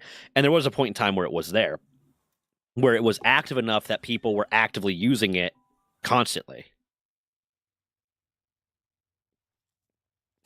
Okay, let's kill this cat. Wow, we're not doing a lot of damage now. Nope. Let's just make sure it doesn't hurt Chang. Got it poisoned. If you die, I swear to God, I'll kill you. Me? Yeah. You don't have to worry about me. No, if you die, I'll kill you, motherfucker. I mean, that would.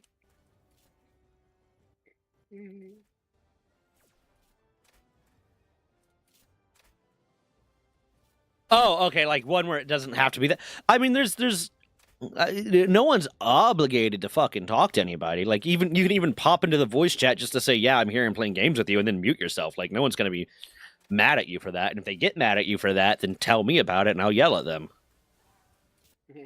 I've had enough instances of creepers in my fucking Discord that I'm just gonna get rid of them. Like it's. I don't know if that lock on laser is worth it. I don't know. I mean, I guess it's good because it's an attack that doesn't really miss, but I mean, yeah, but it takes 4 years to charge. it just missed. It just missed. Yeah, it doesn't really miss, but then she fucking jumped out of the way like a bitch. I'm not gonna lie, it's kind of impressive. You're the middleman for your desk at this point? Its feet. It's aiming at it. Missed again. I don't know. I need to do another community day. I need to do another community day and play some Jackbox and shit. I might try to organize that for Sunday. We gotta get you the better crossbow. Yeah. It shows their damage numbers. Hey, eat a dick. I'm doing plenty of damage. I'm good. I'm not saying you're not good. I'm just saying we gotta get. You're being a bitch. Oh, okay. Tell me how you really feel. That I think it's mean that you haven't invited me to your wedding yet. I haven't invited anyone to my wedding yet. Yeah, but you haven't invited me either. Yeah, because I've invited anyone. Because you're a dick. No, because we haven't got the venue yet. Invite him to what? What am I gonna invite him to? A general wedding invite. Just when it's like, you know how people say we're engaged to be engaged? I'm invited to be invited. I would appreciate that. Send me in an ornate like $40 invitation. Like I want it to like play music for me and like I want there to be a fleshlight attached to it. And then yeah, and then you know, and just say you will be invited. I don't know, that last part, you kind of went off on a strange tangent there. I've been really into like watching the Smosh reads Reddit stuff. And some of them get wild. And one of the ones that me and Des were listening to yesterday was like, today I fucked up by playing a game with my girlfriend about why would you break up with me? Or why would we break up? And the long story short of it is he found out that his girlfriend had like several clone-a-willies of her ex. You know what a clone-a-willy is? No, what the hell is that? It's you make a mold of your penis and then you cast a dildo out of it. And she had several of them from her ex of her ex, and she still had them even though they had been together for like a while. Ew. Yeah. Yeah, there's no recovering from that. Like, apparently they're still together and whatnot because she realized how upset it made him, so she got rid of all 3 of the ones that she had and blah, blah, blah. And she initially said, oh, I haven't used them in a long time, but it turns out she was still using them at, like, the beginning of their relationship. And it's like, it's like, that's not categorically cheating, but I feel like that's, like, an emotional level of cheating. That's, like, you are... It's like a succubus that once you sleep with, they take your mold...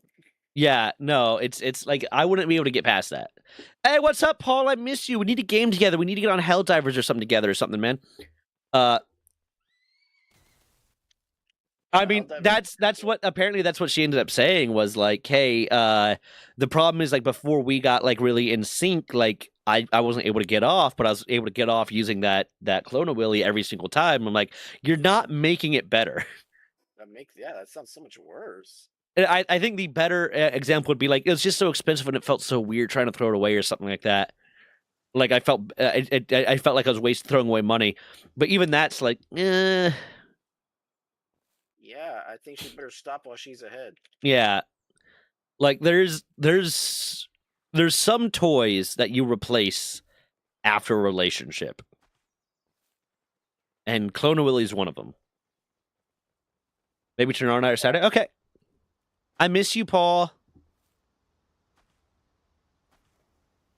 No, it's that's like that is I think it would be an immediate breakup for me. Like legitimately, that would be like an immediate like I don't think we're gonna work kind of thing. You still have your ex's dick in a box, and I think that's not okay. Yeah, that's an understatement. Yeah. We don't really need the Ring of Mercy right now. Although part of me is like get the Ring of Mercy, that way if we get raided, we won't accidentally kill them, but also we're not getting fucking raided ever, so I just got a makeshift shotgun schematic. I didn't even know that was in the game. yeah. Just a blunderbuss? Is that just a blood? It's just a blunderbuss. It's not great. It's not super great. Use it. Yeah, the good day doesn't come around all the time. That's fair. But the good D is more about like how you use it. I mean, yeah, you know, size and shape and all the different stuff plays an effect, but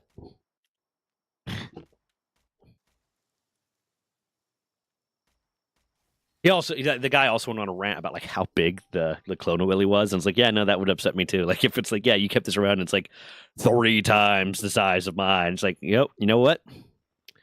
I'm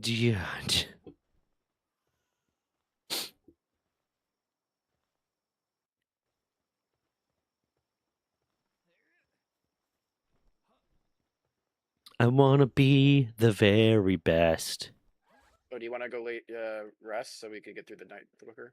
Stick you down like no one has. To fuck you best is my real test.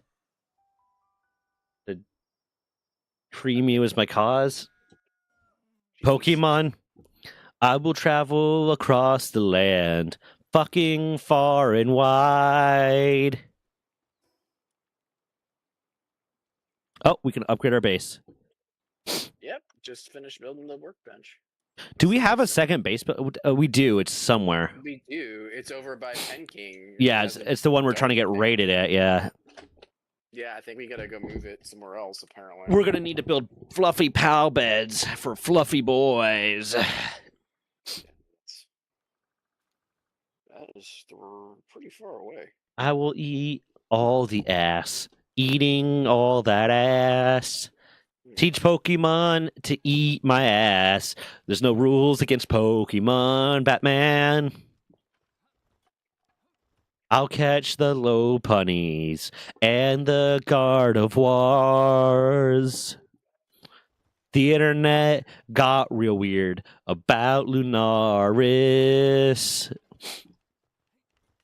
Oddly enough, I haven't seen any weird people, any people talk weird about Lunaris. That's to be honest. It's all Lavander. It's Lavander, Catras, and pretty much anyone in that dating sim they made. They haven't even published the dating sim yet, or I would be playing it. What are you talking about? You're in it. When did they have it? Do they have a release date yet? Nope. You damn well bet I'm gonna like stream it until I beat it the first time. Like I'm gonna play the shit out of this. This is gonna be the thing that makes my channel. You shouldn't beat it on stream. That's gross, man. I got a Chatterbait. I got a Chatterbait account. I mean, that's not what I said, but okay. That is true. I have a creator account for Chatterbait because one of my exes started trying to do the, you know, cam girl thing, and I was in the background one time, so she got like temporarily banned or something until she could prove that I was an adult. So I had to send in stuff to get her unbanned. So then I just made a account. That way it would be easy for her to just say, yeah, this person might also appear in my in the stream kind of thing. And then it would be linked to my account. That way she wouldn't get banned, like if like that's in the background or whatever.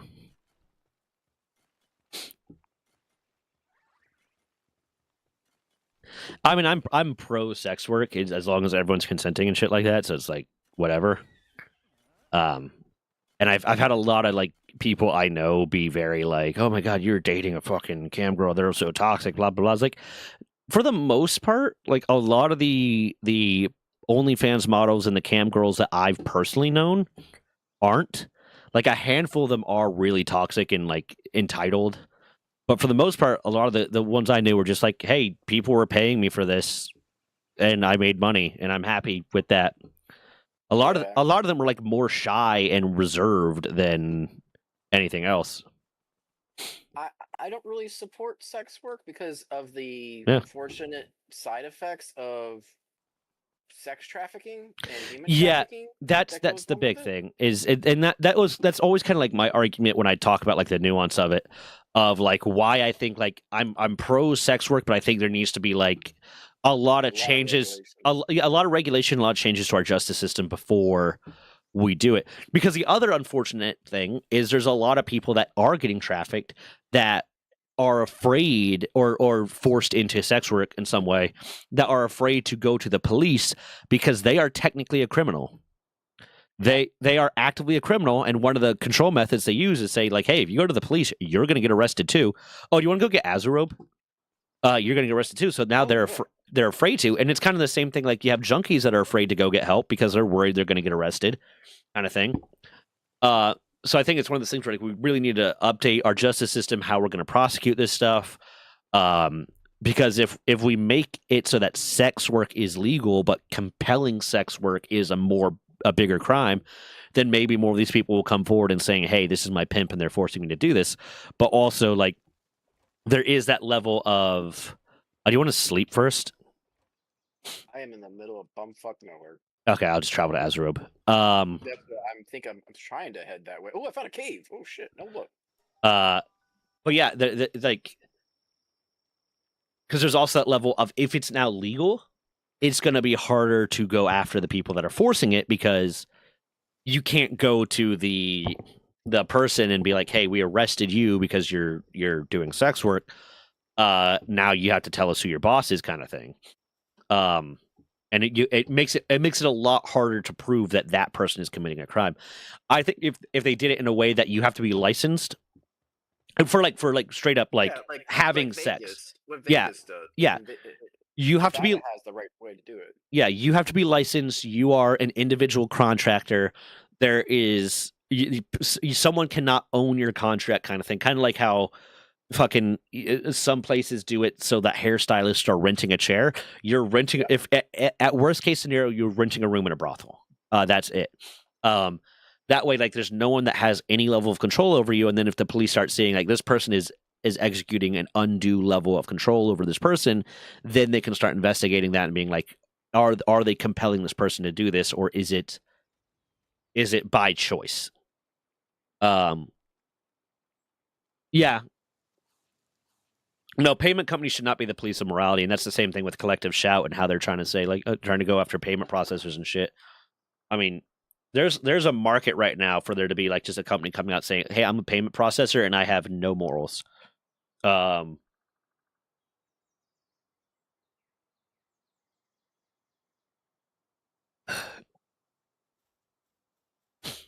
there's two merchants in here. Okay, so this is a one that sells. Dude, do PAL merchants count? This might be our place to get a PAL. Yeah, we're allowed to use any PAL merchant or black market merchant one time. Okay, dude, I found a PAL merchant inside this cave, which means it doesn't always spawn here. Okay. I can get Fox Sparks, and there's Fox Sparks, Lamball, Dire Howl, Chickpea, and Pengullet. I'm on my way to you. I'm on my way to you. Okay. Yeah, I don't know how long this will last. I It's mean, a cave by the beach. yeah, I can see on the map. I'm coming. Catch them all is my real test. To train them is my cause. Oh, you want to know something fucked up that just happened to my dad? So, Oh no. as you know, my dad like recently had to get surgery to have his cancerous prostate removed. And the recovery process was a little bit hard and whatnot. And he eventually recently got the catheter out. But then after he got the catheter out, he was having trouble peeing and it was causing him some pain and some distress. And he was worried about the consequences of him not being able to pee.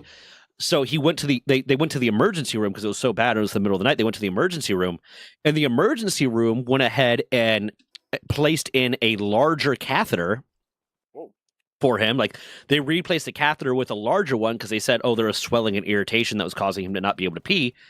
And when he was able to contact his actual urologist in the morning, they were like, yeah, they should not have fucking done that. They absolutely could not have done that. They could have caused a lot more damage because they put in not only a new catheter when you weren't supposed to have a catheter at all, but they put in a larger one when there's swelling and irritation in there and all this different stuff. They should not have fucking done that. We'll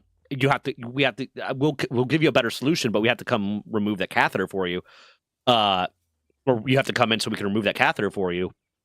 And all I can think is like, how did no one?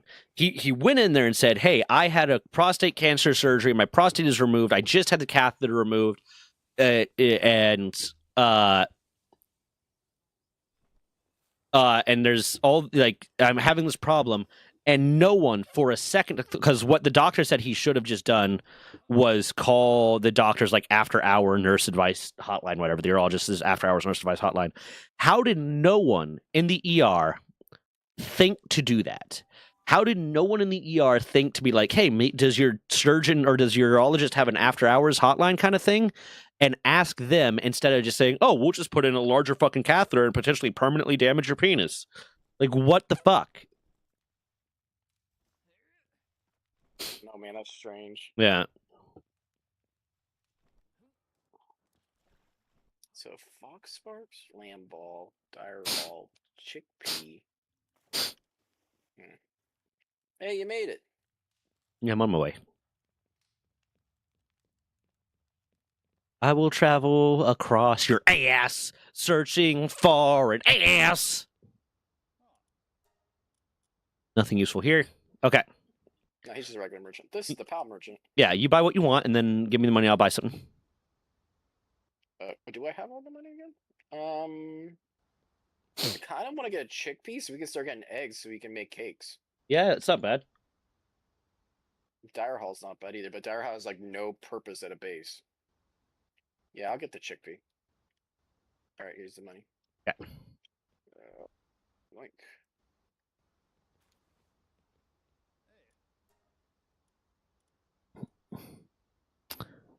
Dire Hall's not bad.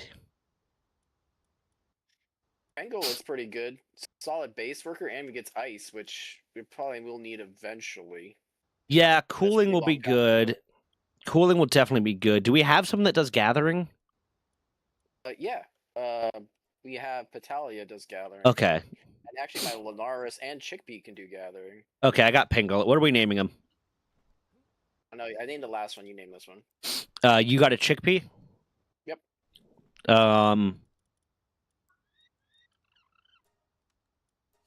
Bird brains. Got it. Bird brains. Yeah. I will travel. I found that some doctors try to undermine other doctors or think they know better. That's just a fucking thing. Oh God, big whoop ears coming. Okay, hold on. Say it into the microphone. Say it into the microphone. I'll give you 3 guesses as to where the Utah raptor was discovered. Not Utah? Utah! It was in fucking Utah! I didn't know they had Mormons in the Jurassic period. They didn't live through it. Yeah, that's where the plates came from. The plates the Joseph Smith's golden plates were written by the dinosaur Mormons. What came after the dinosaur? What? What came after The dinosaur. What came after the dinosaur? Its tail. Ah, ah, ah, ah. Oh my god. She's got a website up right now. We're about to hear a bunch of these. No. My cousin Kimmy does these carpet jokes.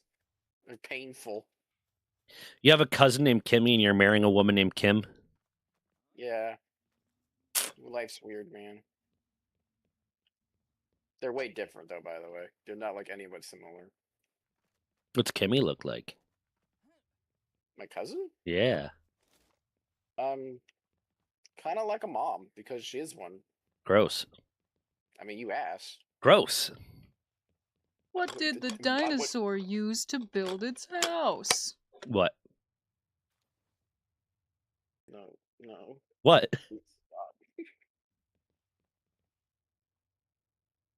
A dinosaur. Ah, ah, ah. I don't know about that one. I feel like the first one was better than That was yeah, no, that was mid. Watch your fucking mouth, buddy. I'll dox you. You live here too. I don't. That's fair. I like how you just ran in here to take the treasure. I guess the bandits want PAL eggs too. What the hell? Apparently. Okay. Dogecoin. Dogecoin? Tastes Yeah, like it was a on the missing. table there. Okay. You can go now. I love you. Please, no more jokes. Yeah. Keep those arsenal locked away. She really likes Mosasauruses, and like around her birthday was when like the Jurassic Park movie was coming out, the new Jurassic World movie was coming out. So they had all those like Mosasauruses at fucking like Walmart and shit. So just as an additional birthday gift, I got her the Mosasaurus toy, and that was her favorite thing. I got her like some piece of like art that she really liked, and then I got her that Mosasaurus toy, and then just now randomly forever, she just randomly comes in and tells jokes with the Mosasaurus. Okay. So, what is a Mosasaurus? I'm not familiar with it. You know that like kind of shark-like dinosaur? Like the one that was like in the water that like jumped up and like ate the things at Yeah. the end there. That's That's a Mosasaurus. That's Mosasaurus. The didn't know that. Mosasaurus is actually the only dinosaur that should have the name Saurus in it because it is a fucking lizard. Okay. Yeah. Yeah. We did it. We got more. We got more pals. We got more slaves. I mean, what? Yeah, we went to a foreign land and we liberated the locals and gave them jobs. That sounds like that's very eerily accurate. We're Willy Wonka. Forced jobs. We're Willy Wonka.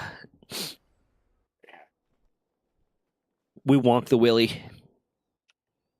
I was trying to think the other day, like, what are some memorable moments you have from like movies or just like franchises in general?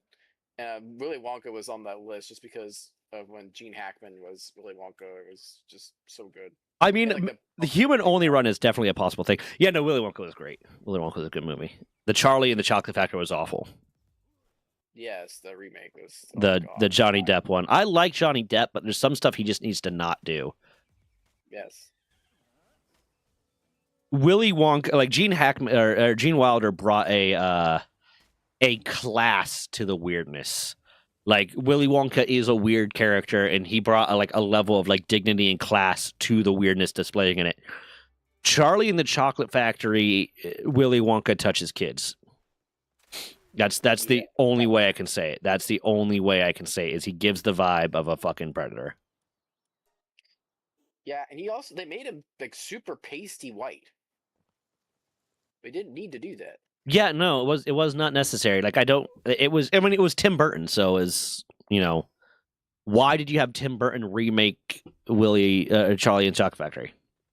It is now that they can do things at the base. Yeah, but they only can do a limited number of things at the base, unfortunately.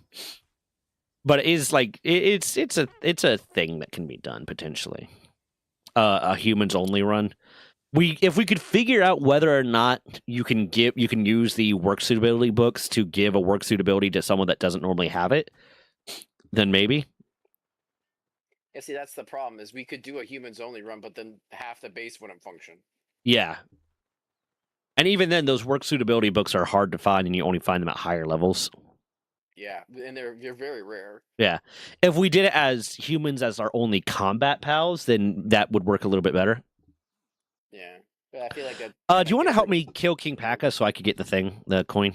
Yeah, I'm actually right by it because I see that blue thing I left up there because I went fishing and caught 2 pals. Yeah. It's interesting that you can't just release them. Yeah. You can drop them, but then you have to wait for them to decay. Yeah, that's what they're doing. But yeah, it takes forever. I'll switch this over.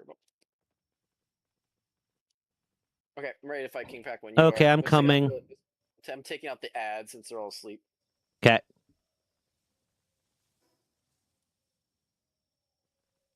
The babies are dead. Yeah, we talked about doing like an eggs only run or something like that too at some point, but it's like we're trying to figure out the way to make this unique and entertaining was hard, and then we fucked up and we said, "Oh, Raidlocke." It wasn't our fault. I Yeah. blame Palworld for once. This is their fault. I would like them to have more customizable settings. Like let me fucking determine how often I want raids to be. I'm going ahead and attacking King Paka, expecting you to be here soon. A mod for this where your base is constantly being raided, like constantly being raided. Increase the frequency. That should be something easily added in there. Yeah, like because you can turn it off. You can increase the frequency of like meteors and stuff. Like, oh, how often you want it. So you should be able to increase the frequency of raids.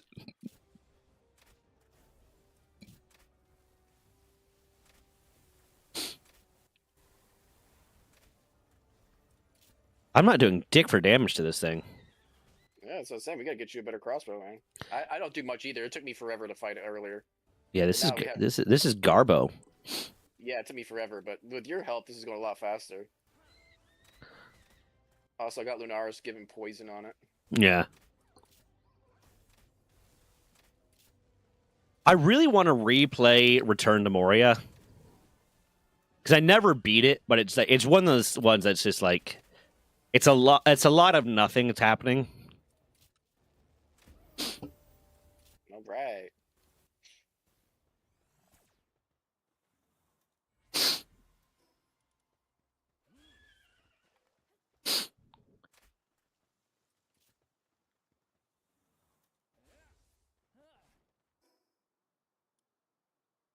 Okay.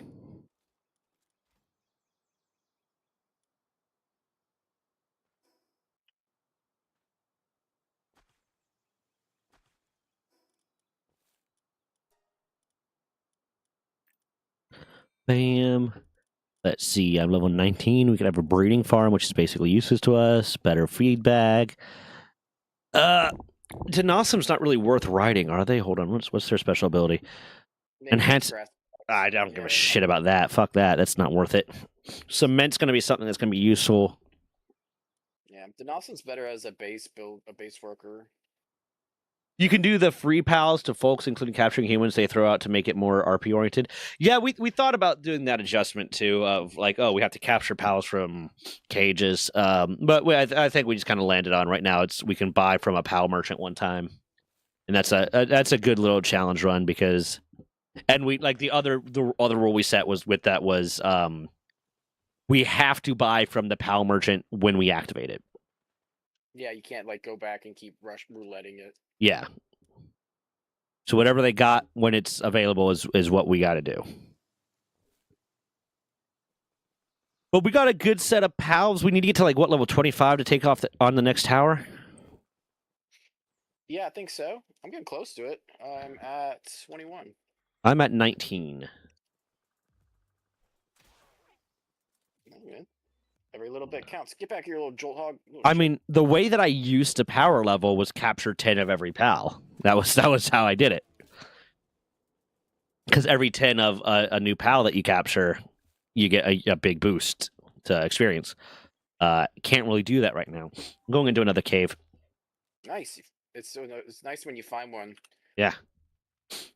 I'm glad we're past the beginning ones because they usually gave absolute garbage. Absolute just dick. Absolute piece of poopy. The worst. It makes me want to fucking kill myself. How bad it is. Whoa! Not on stream. Nah, if I'm gonna do it, I'm gonna do it on stream. You're crazy, dude. I say that, and they're gonna ban me because they're worried that I'm gonna not because I talk about suicide, but because like I said I'm gonna do it on stream. And like, yeah, we just don't want to give you the opportunity. It's like, you don't get to do that. Deem you a risk to yourself. Yeah. Bye. You can go ahead and do it, but not on our platform, motherfucker.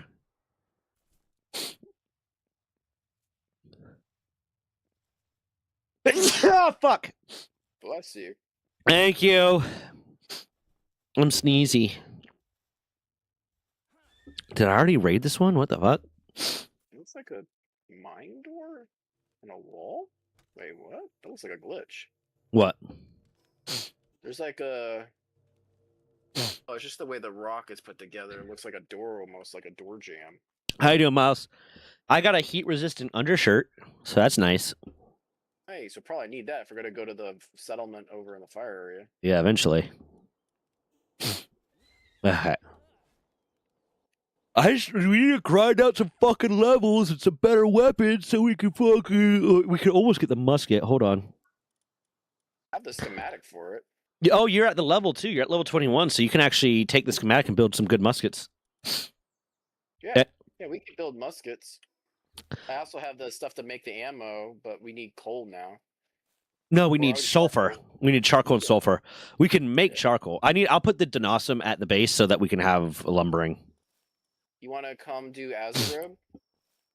Yeah, give me 1 second. Or I can come back to the base and wait till morning. I'm going to do the cave that's right next to the small settlement real quick. And then I will teleport back. Okay. I did the cave that was at the bottom of the small settlement. Not that long ago. I don't know. It might have reset since the day cycles are so fast. I was looking at the new Ark, and one of the things folks are having a big issue with is they broke Evolved in the last update for mods. I think they're forcing them to the new one. Yeah, no, I saw that. I saw that. And it's one of the things I thought about looking into. Like, so right now, the like videos I have in progress to talk about are what happened to Kerbal Space Program 2, because there's a lot of controversy around that. The actual hierarchy of Nintendo. So I'm trying to research to figure out the actual hierarchy of Nintendo in relation to like Creature Inc., Game Freak, and like how each one of them plays their role in Pokemon. Because I keep getting comments of people being stupid and being like, Nintendo doesn't have anything to do with Pokemon. It's the Pokemon company that has something to do with Pokemon. It's like, okay, but Nintendo owns part of the Pokemon company. It's like, yeah, but Game Freak's the one that makes it. It's like, okay, but who's giving them the fucking money? I had someone stupid enough to try to say to me, Nintendo has nothing to do with publishing Pokemon. It's like, they are the only one that publishes Pokemon. It's like, how fucking dumb are you? So I got what happened to Kerbal Space Program 2, that, and then I needed to research in the Crafton lawsuit. So like every time I see something like that, it's like, oh, I kind of want to talk about the shit that's going on with Arc too, because that's interesting. It's like doing the new Nintendo, and every time a new Nintendo thing happens, it's really easy for me to put out a video on it, because I have spent enough of my time doing research that I kind of understand what the new stuff means. But when I first started doing like the Nintendo videos, every video I was doing hours of research to make sure I knew what I was talking about. So like every time I get a new topic, it's going to kind of be that too, of like, if I start doing the Crafton lawsuit stuff, it's going to be a lot of research before I can, like, comfortably put out a video. Yeah. But these onesie-twosies are, like, easy. These onesie-twosies, like, oh, Arc would be easy. Kerbal Space Program's easy kind of thing. Not like an ongoing. What's up, love? Why do you have something wrapped in cloth? What, do you have a frog? What are you doing? What random creature There's inside. nothing happening right You now. have your hand wrapped in a shirt, and you have what are you holding? You're holding your phone like it's a baby. You left your coffee in here, and you just had to creep me out. Oh, she blew up the toilet. Oh, I can smell it. Fuck. Okay, I'm killing a Killamari, and then I'll be over by Azarob. Oh my god, damn. Tez, fix your asshole or plug it up. Jesus.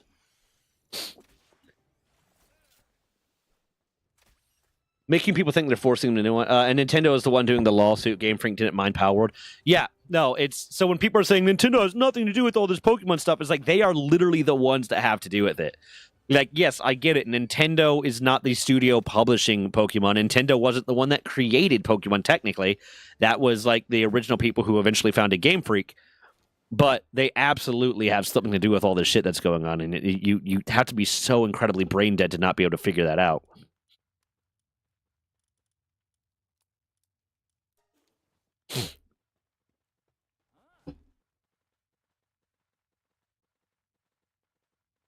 It's some of the dumbest comments. I get some of the stupidest fucking comments, man. And some of them are like, okay, I can understand how you came to this conclusion. You're wrong, but I can understand how you came to this conclusion. And I can confidently say that you're wrong because I have done more research into this. But some of them are just like, I don't even know how this thought crossed your mind. Okay. Just kill Killamari, coming to Azarob. Okay. I'll be over there in a second. How you doing, Rose?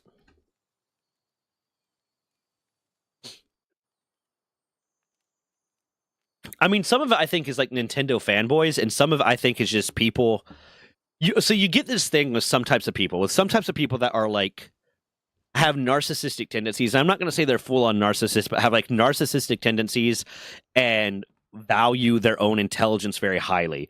When you say something, even if it's a topic that they know nothing about or they don't have any real level of expertise or real tie to it, if you say something that goes against their assumption or what they would assume to be true, they have an aggressive and angry response to it because they inherently assume that they are smarter than you, which means they know things more than you, and you just said something that is telling them that their way of thinking is wrong, even if it's not something that they have any reason to be proud about or any reason to like think they know more about.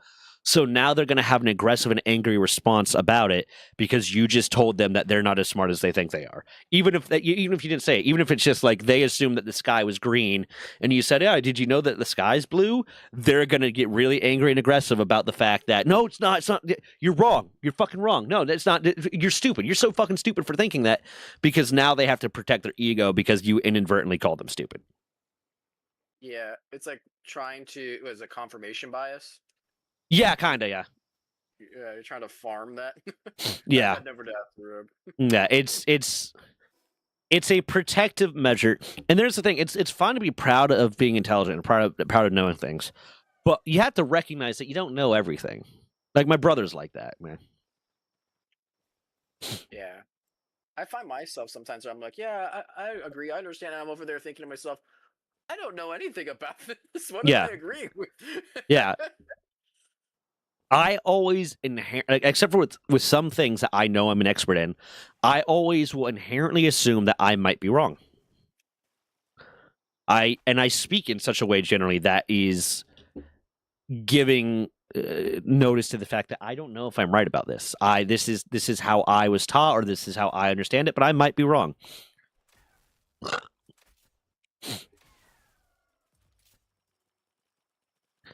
And it's a level too of like if it's not a field that you have a reason to believe that you are more intelligent than someone else on, like an actual active reason, then don't just assume that you're right. Like my immediate assumption most of the time, except for with some people and with some things, like there's some people that just, I don't react that way to.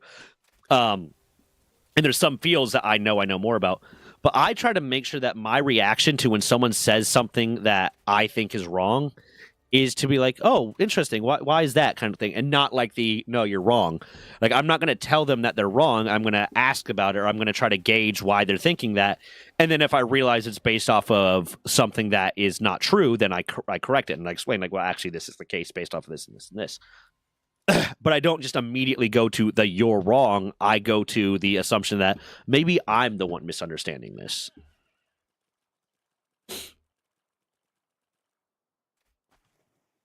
Doing really good and confident. What about you? That's awesome. What I mean, I don't want to be like, why are you confident? But like, it's good things happening.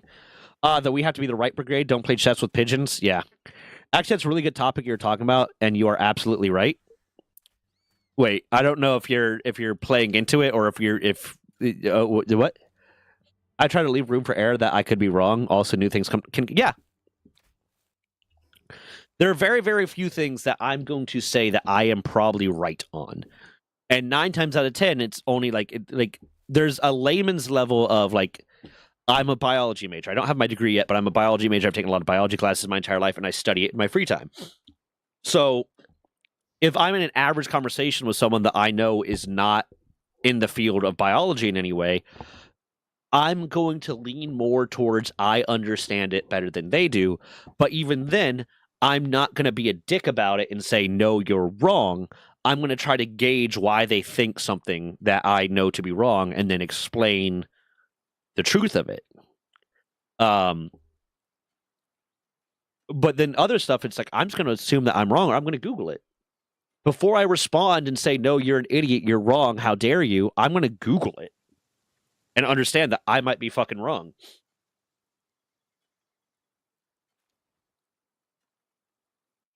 Place is swarming with van worms. I went back to the base. I got to drop some stuff off.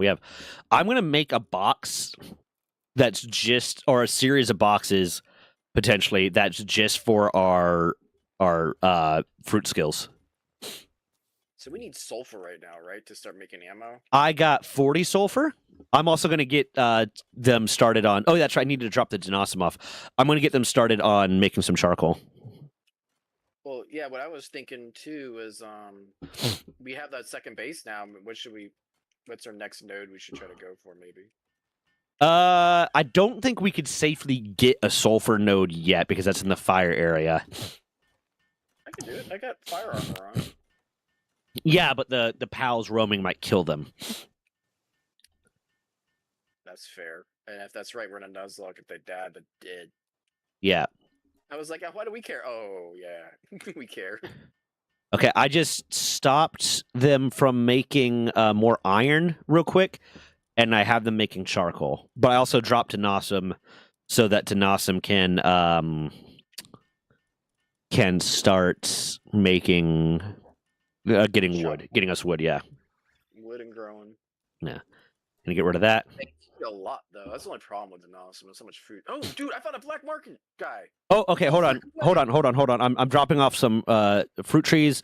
Let me change the settings. Uncheck all skill fruits. Only skill fruits can be put into this box. That way we have a box full of skill fruits because it's taking up a lot of space. And then I'm coming. Let me drop the iron off real quick, and then I'll come to you. I didn't even know there was one out here. I didn't know you were out here, baby boy. Okay, where the fuck are you? So you know where Azure yeah, was? Yep, I see you. I see you. I've seen people who just can't accept they are being wrong if they get corrected by someone. They defend their ego. It's so dumb. I mean, there's nothing wrong about not knowing something or being wrong about something. Yeah, it's one thing because I don't know what bothers me more, to be honest. Not accepting the fact that you're wrong and continuing to argue it in light of evidence, or the two other responses that people like to have of trying to like protect their ego by being like, oh, I was thinking about something else. I was thinking about this other topic, blah, blah, blah, even though there's no reason why they would be thinking that. And it's clear that they're just trying to like protect their ego.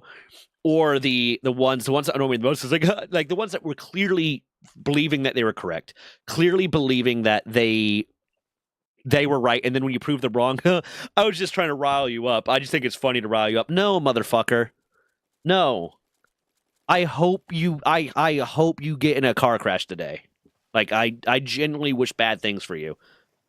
Yeah, I know some people who It's just like they were raised where like they were in such a critical household. Like they don't have conversations. They just like say their point and they think they're right, and then that's the conversation. Like it's not how you talk to people. Yeah. Oh, you have the money Ooh. too. Okay, we got Gale Claw, Incineram, Killamari, Nox, and Cognito. Oh damn, we got a good one. We All got right, we I'm got a good excited. series. Gale Claw is definitely one that one of us should take because of The fast flying. freaking- Flying, yeah. And he's got good Oh. harvesting, but all he's got is harvesting. Well, Uh, Gale Claw isn't flying; it's gliding. Oh, that's right. Gale Claw's a gliding pal. I'll take it. Makes me glide like crazy fast, supposedly. I'll take Incineram then. Okay, that's a cool one. Edgelord, you know, if I see. What? Am I wrong? Stop it. It took me a second to process what you said, so I couldn't come up with anything clever. So I just like, stop it. Just don't say it out loud like that. Just shut up. Ramclaw. I'm calling him Ramclaw. Oh, that's cool. Yeah. Yeah, I'm totally gonna get Gale Claw. Killamari is not terrible either, Yeah. but we have everything else that he does covered, so let's get some fun. Yeah, Gale Claw sounds fun. Ramclaw. I've never used it, actually. People swear by it being super fast. Yeah, Ramclaw. I got so much hate when I started talking about the Power World Nintendo stuff and about how they changed the gliding, got rid of the gliding pals. Because I made the comment of like I didn't even really like the gliding pals to begin with because like the benefit you get of them being a glider doesn't seem to outweigh the fact that they're not as good of combat pals and you only have so many slots for pals. And people got so pissed. Like, so many people were like, the fucking gliding pals are the best goddamn thing in this fucking game, you stupid piece of shit. It was like, dude, bro, chill out, man. All I'm saying, yeah, all I'm saying is I'd rather have another strong combat pal instead of a gliding pal. Like, you piece of shit. Like, okay, man, I'm sorry. Yeah, the subreddit loves them because they use them for when they're base building, and people. That's the thing that people really do go crazy in Power is like make their whole towns. Yeah, insane. I like that, and the fact that they have Pal Farm that's really going to lean into that, I think, is awesome. Yeah, I saw a notice today. It's like Pokopia is about to release it, and I'm like, ha. Yeah. You think I'm gonna play that? Nobody. You failed, guys. You failed. One, all it is Animal Crossing, but Pokemon. Pal Farm is a unique game. Pal Farm is not even, from everything I saw of it, it's not even Animal Crossing. Like, it's not even in the same field. Yeah. It's just interesting. Like they're like looking. They've been sitting on their asses for so long. It feels like. Nintendo, yeah. Yeah, the Pokemon franchise is the largest franchise in the world, and I feel like there's not a lot to show for it other than shit ton of merch. It's one of the reasons why, like, I'm trying to do the research into how the hierarchy is working, because one of the comments I got, but I've not been able to find like actual confirmation to prove that this is how it's working. Mm-hmm. But one of the comments I got was basically like, well, one of the reasons why the Pokemon games are doing so badly is because Nintendo's not giving them the budget, and it was implying that Nintendo's the one that controls the budget for the games. Which would make sense because they're the publishers, so they're the ones that are getting the vast majority of the money from it.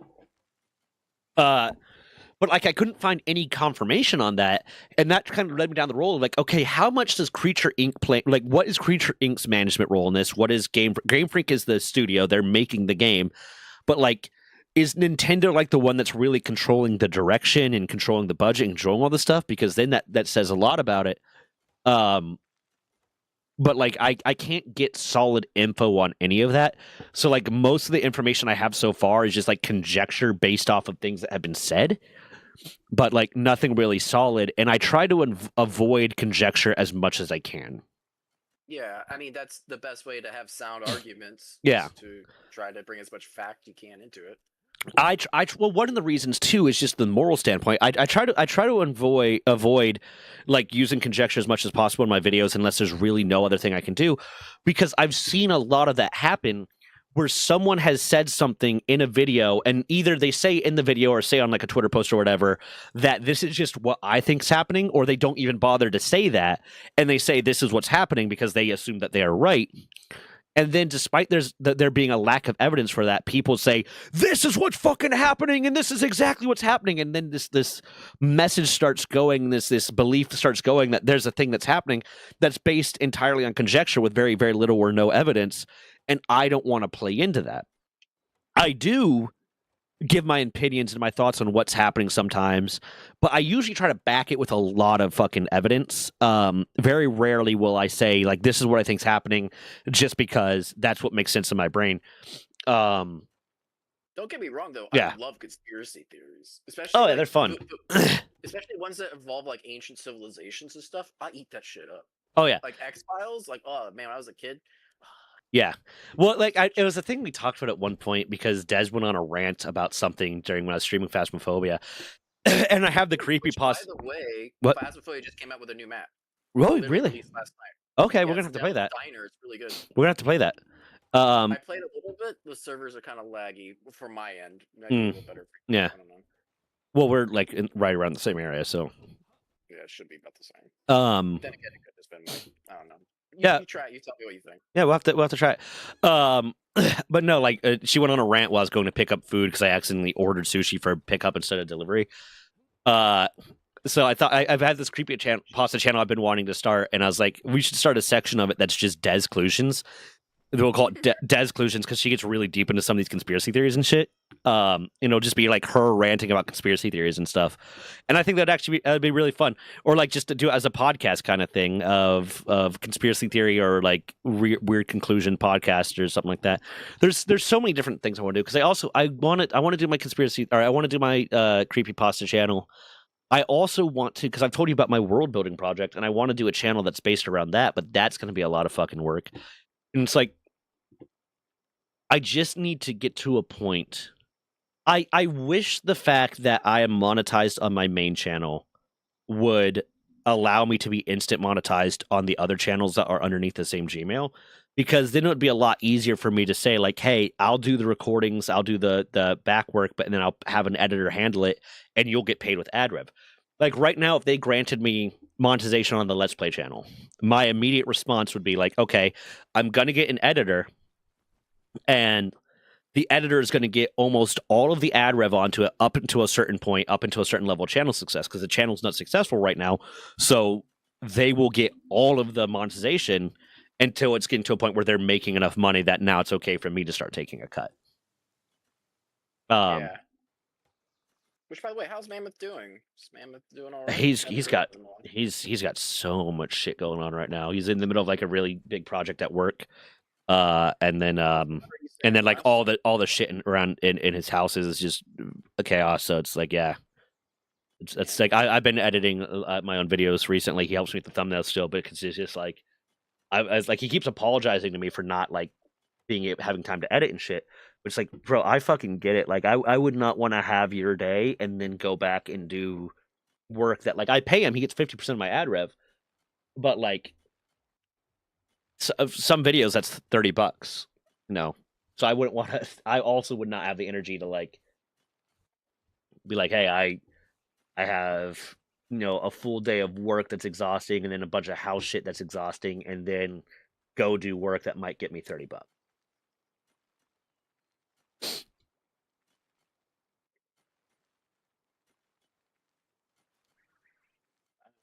I hope things get better for him.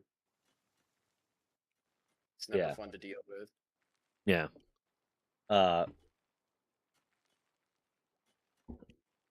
They think it's just bad to say I was wrong, but I didn't know much about it. Wait, hold on. Okay, I missed a lot of chats. My flatmate is one of the can never be wrong brigade, and when you prove he's talking out his ass, he plays. I was just playing the devil's advocate card. Yeah, no, if you're playing the devil's advocate, you announce that at the beginning. If you start saying I'm playing devil's advocate after the fact, it's because you were wrong and you don't want to admit it. Yeah. They think it's bad to just say, oh, I was wrong, my bad, I didn't know much about it. Yeah, well, it's even worse. Like, I almost get the, like, desire to not admit that you were wrong when you're a real asshole about trying to say how you're right. Because it's one thing to be like, no, I think this is the case. And like, oh, you said the sky's blue? I'm pretty sure it's green and blah, blah, blah, blah, blah, blah. And then prove blue. It's like, oh, okay, I was mistaken. But if you say, the sky's blue and like, no, motherfucker, it's green. Are you fucking stupid? Are you an idiot? Blah, blah, blah. it's harder to admit that you're wrong because you were really fucking confidently wrong. And it just makes you look like more of an asshole. But the ability to admit that you're wrong is kind of an important thing for fucking adults. Usually the smartest person in the room is the one that's not blabbering their mouth. Yeah, I mean, it's the Dunning-Kruger effect, man. It's the more you know about a topic, the more you understand that that topic is more complicated than you can understand. So you're not going to be super confident about it. Like most of my biology professors, when I'd ask them questions, they wouldn't even something that's not like their expertise. They wouldn't even want to give me answers. They would CC me on an email with someone else that wasn't expert in that. So because they're like, I don't, you know what? This is more complex than I don't want to give you an answer because I might be wrong, kind of thing. And these are people with fucking PhDs in the field of biology. It's just not their specific field of biology. Or shit, my bad. Thanks for letting me know. Nothing wrong with being incorrect. We should always be striving to learn. Yeah, just don't be confidently wrong. Just don't be a jerk about it. Yeah, literally when it comes down, just don't be a jerk about. Yeah, you can right or wrong. You can be okay. confidently wrong. You can be confidently wrong. Just don't be an asshole. I miss Gale Claw as a glider. That's about it. Digital only on Pokopia 2. You can buy a case with a code. Yeah, I hate that because I did that with Horizon Forbidden West. I bought the hard copy version of it because I prefer hard copy if I can.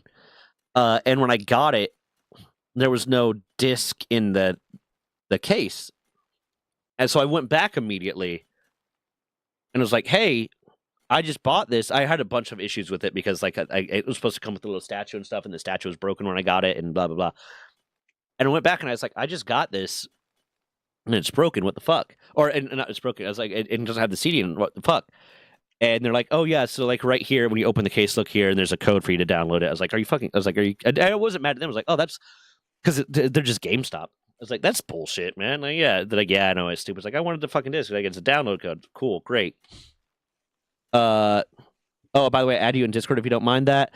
I tend to, before I like accept friend requests from people, I kind of want to make sure that they're hanging around long enough because I've gotten a lot of people like join my Discord.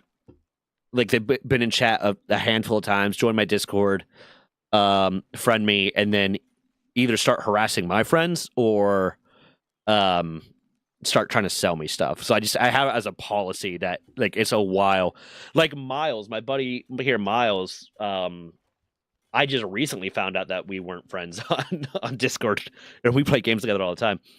So like I'll keep it in mind, but like I'm hesitant to add people until like I get to know them a little better. Yeah, join the Discord. There's a lot of cool people. Oh, they're in the Discord. They're in the Discord, yeah. Okay, then it's just they're fairly new to it. Like usually it's like, okay, if we've played a game together once or twice off stream, then it's like, okay, I'll add you because I want to make sure that you're chill. You hesitantly added me back? Fuck you. You could cut to Des in a fancy chair with a big book giving her conclusions. I replied to you when you DM me, but I'm bad at paying attention to big Discords. Yeah, no, that's 100%. Yeah.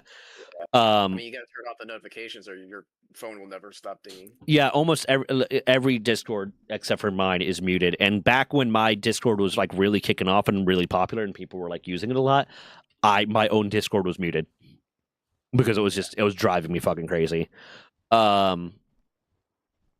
There's gotta be like a better way to do that. Like for as big as Discord is in the market for what it is, it's definitely it could be so much better, and they're doing a bad job. I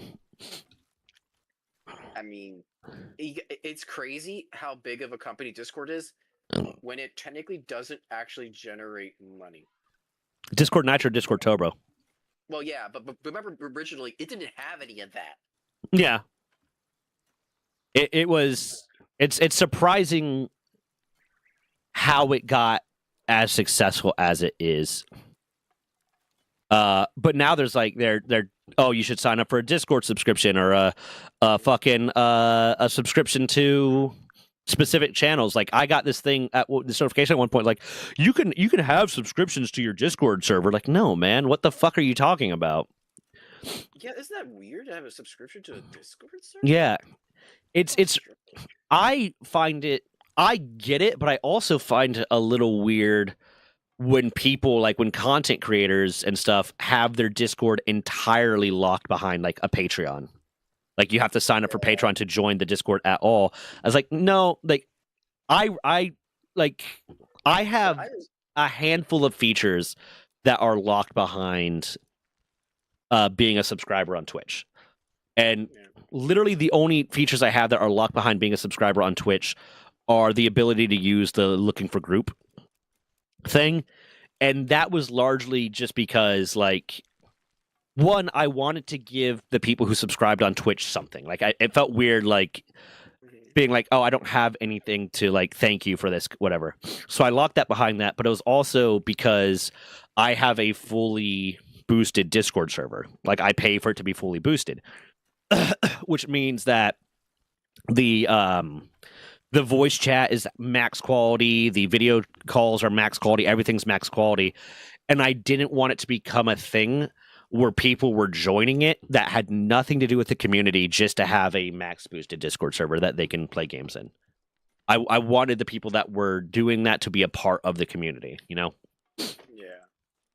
I think the only person I have a Patreon with, and it's $1 a month, which is nothing. Yeah. In grand scheme, is Shadiversity, which is the guy who does a lot of the combat testing stuff with like weapons. Oh yeah. I was about to say, because isn't there like the one Shad that makes a lot of really inappropriate kind of like he should be in jail art? Yeah, no, not that guy. I was about to say, man, I might have to fucking ban you and stop talking to you. Like I might. Yeah, I know Shadiversity. I like Shadiversity. Yeah, Shadiversity, good guy. The only Patreon I subscribe to is Jeff Jocks, who makes the questionable content webcomic. And I have $1 subscription to him on Patreon. But he's a awesome, like I love his webcomic. So like I was like, yeah, I'll give him $1.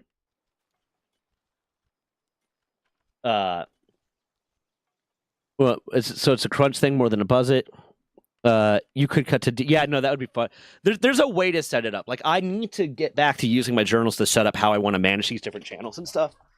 And it's a thing too. Like if it was just like if I could say it's monetized and then like have the other people that are helping me out with it just get the vast majority of the monetization until like it's getting to a point where they're getting really well paid, then it'll be easier to make these things going. But since and there's the thing, you can go onto Reddit and you can go onto like a bunch of different Discords and you will find a lot of people saying, hey, I want to be an editor. I'm willing to edit for you for free. And that is a way to get it going. And I will not necessarily blame you or judge you if like you're someone who's trying to become a YouTube content creator and you're not getting paid for it yet, and then you have an editor that wants to work with you that's also not getting paid for it. And I'm like, okay, you know what? If both of you are consenting adults with this, fine, do it. But like, I want to pay the people that are working for me because I've done editing for someone before, and I've done editing for myself before. I know how much work it takes, but like, but I hate when I see people going on YouTube and saying, hey, or going on like Discords or Reddit and saying, hey, I'm a YouTube creator. I can't afford to pay you, but I need an editor to edit these like 5-hour long Let's Play videos for me. But I'll pay you with my ad rev when I get it. Because that's just like, you are not what you are saying is, you know how much work this is. You know, it's a skill that you don't have or time that you don't have. And you want someone else to do it for you for free. It's one thing when like an editor advertises himself as, I'll do it for free. It's another thing when you say, hey, everyone, please do this work for me for free. But the one thing I will say, here's what I will say. If you are going to edit for a YouTube channel that's not monetized yet, that says, I promise I'll pay you when I get monetized, or I'll give you an ad rev split when I get monetized, get a fucking contract with that person. Get a contract with that person that gives you a level of ownership of that channel or a guaranteed paycheck on that channel, where they can't just be like, you know, thanks for all this help and thank you for helping me make my channel what it is, but I'm out, bye, and hire someone else that's cheaper or whatever. Have a contract with them that guarantees that you will get paid for the work that you put in.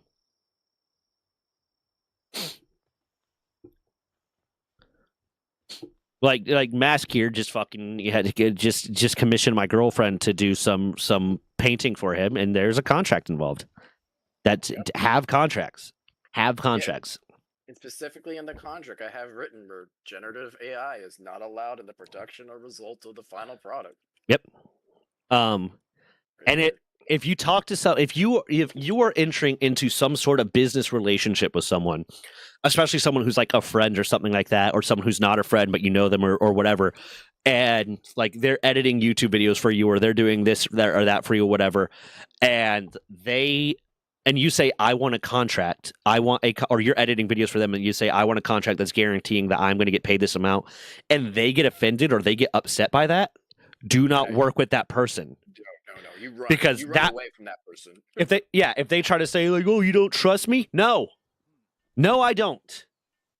So, especially if it's someone that you don't know, but even if it's someone you do know, if they try to play that shit, no, I don't trust you, blah, blah, blah, because they are just trying to manipulate you. They are just trying to take from you. So don't fucking play into it. There's a lot of photographers that fall in that category too, which is very scary, especially for a lot of cosplayers and people who are out there trying to get started. Be very careful who you have as a photographer, because if they're not using image use laws or like even a basic modeling contract, so just to have rights to the images, like that means that person is not a professional. That means they don't value your time the way you value your time. I've known run from those people. I've known a few people that have gotten screwed over by like their wedding photographers. Like I had a friend that got screwed over by their wedding photographer because the wedding photographer developed a crush on her and was refusing to hand over the pictures that they paid for because unless she met him in person and went on a date with them. Because it was grody as shit. And then there's also that level of like, okay, you need the contract. So generally, like my understanding of it, and you'll probably understand this better, Mask, but my understanding of it is if you commission an artist to do something, to make a piece of art for you, because you commission them, you own the copyright to that art. But you still have to prove that there was that commission.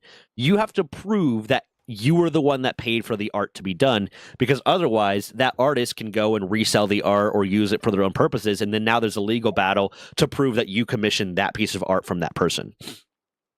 Yeah, so even if you commission an artist to make the art, there's a difference between commissioning it and having the right to use the art. Yeah. They're two separate things. I'm getting my ass kicked. Holy shit, I gotta get out of here. Because IP law is so complicated. Like you might own it, but you might not own the licensing right for it. Or you might own the right to use it, but you don't own the right to sell it. Or you own the right to use it, but you don't own the sole right to use it. Like I know some like photographers and artists and stuff that they have it in their thing that like, hey, I'll do this commission for you, but I have the right to use it on my personal like Instagram for advertising purposes. Because you own it. You own it. You're the one that's allowed to use it commercially, but I want to use it for advertising. And now that has to be drawn out in the contract, because otherwise, if there's no contract, then who owns it? Exactly. And that's the whole point of what the contract does. It protects the person who's commissioning the work, and it even protects the artist if they want to retain ownership. Yeah. I can't remember I can't remember the exact details of it, but I remember hearing about this case a while ago. I think it was like a game designer or someone. I don't remember what it was, but they commissioned an artist to make something for them. And like it was supposed to be solely theirs. It was supposed to be just for whatever this thing that they were working on. But the artist ended up reselling it and relicensing out the art again and again and again. And they're like, no, you can't do that. Well, it's my art. It's like, no, I commissioned you for this.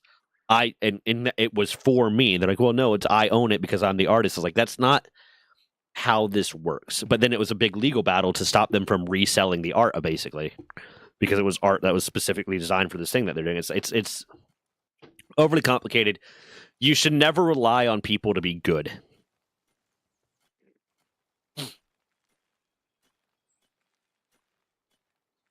There's also right now in the scene, particularly for art, there's a lot of AI tech bros who are pretending to be artists and scamming people. Yeah. I went to a family reunion and they had the state historian showed up to do a lecture for it. And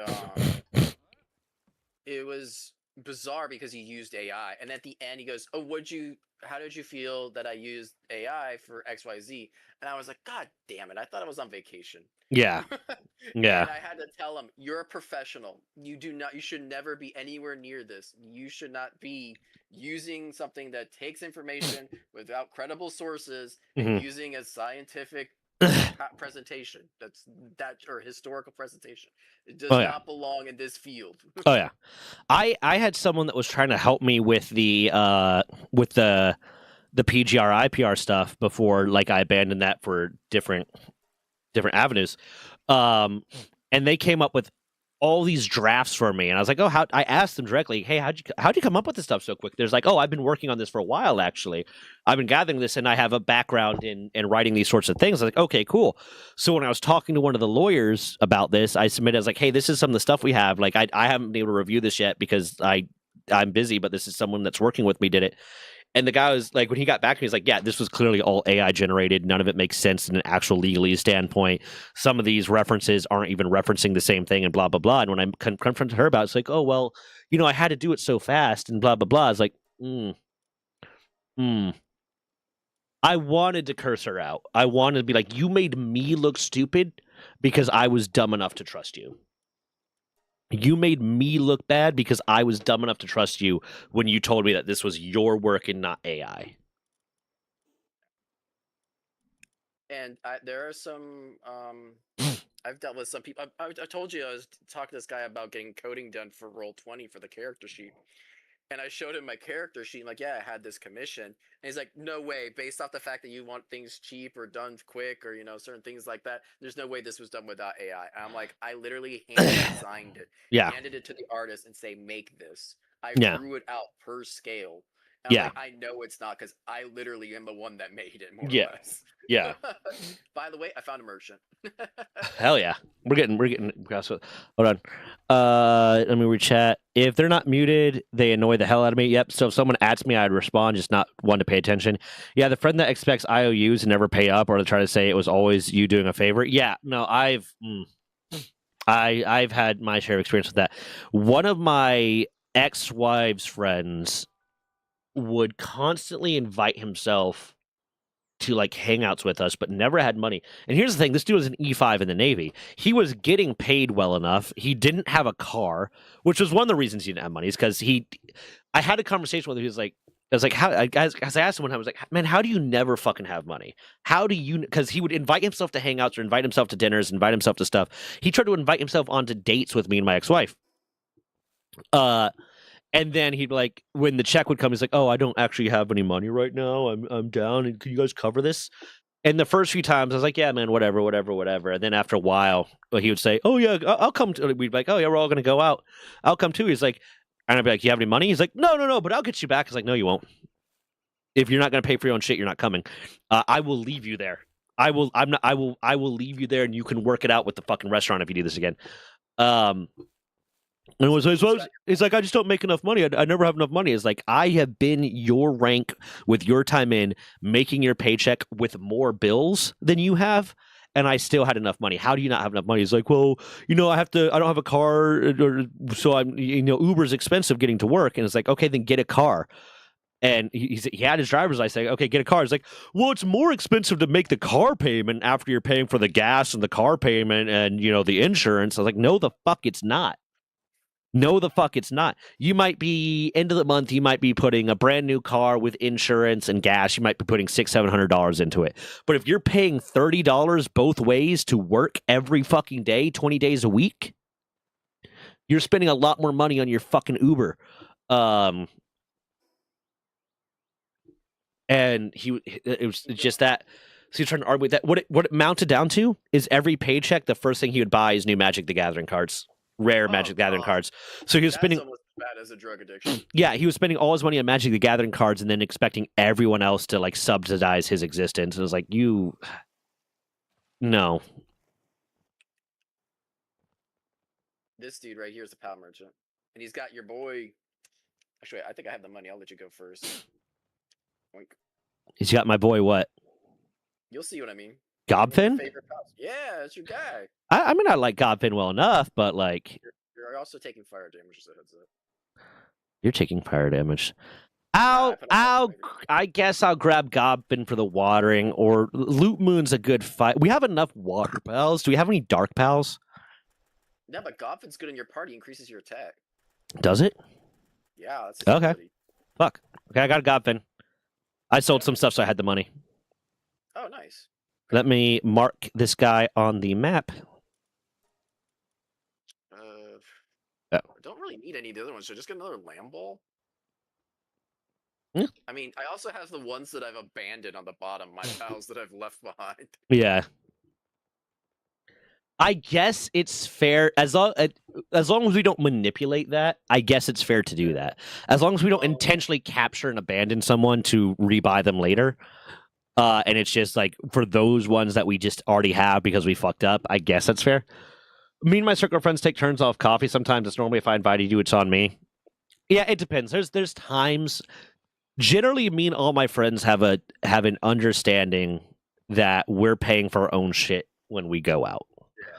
But there's times when I'll be like, "Hey, everything's on me." But here's the thing: when I've learned my lesson, and I will not invite people out and tell them, "Hey, everything's on me." I will wait until the check arrives, and then I will say everything's on me. When they're like, "How many checks?" I'm like, "Hey guys, I got you," because I've done that. I've told people before, like, "Hey guys, let's go. I just got some extra money or whatever. Blah blah. I want to take you all out to dinner or something like that." And then they're like, "Well, since everything's on you," and they spend an exponential, like an insane amount of money that they wouldn't have spent otherwise. It's like, that's shitty. That's shitty of you to do. All right, what did you get? You got Gobfin. I got Gillette. We're gonna call it Gillette, like the razor. Gillette. Okay. Yeah. And yeah, there's the thing. If I have a friend that's like actually struggling, then yeah, I'm gonna want to help them out, kind of thing. But if you're struggling because you keep making stupid decisions, that's not on. I'm not helping you. I'm sorry. I'm gonna let you learn the lesson the hard way, kind of thing.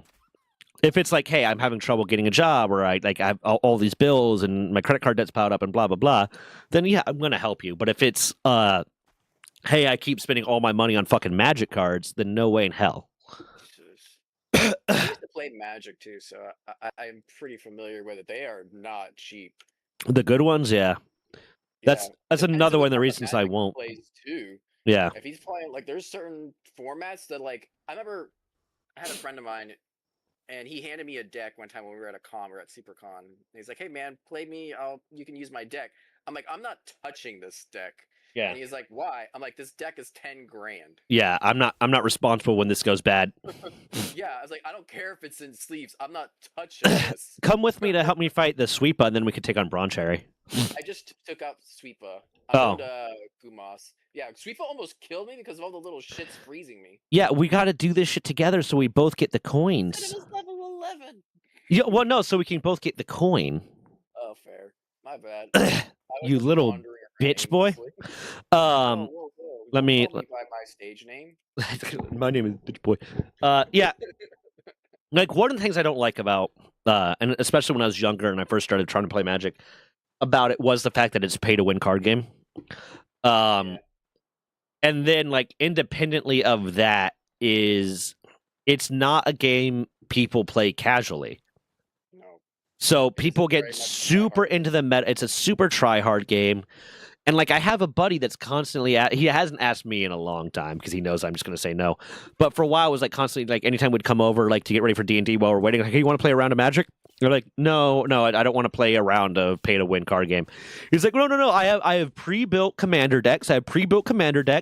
You get to pick one, or we'll roll a d12, and you pick that one, and then I'll get the other one, and blah, blah, blah.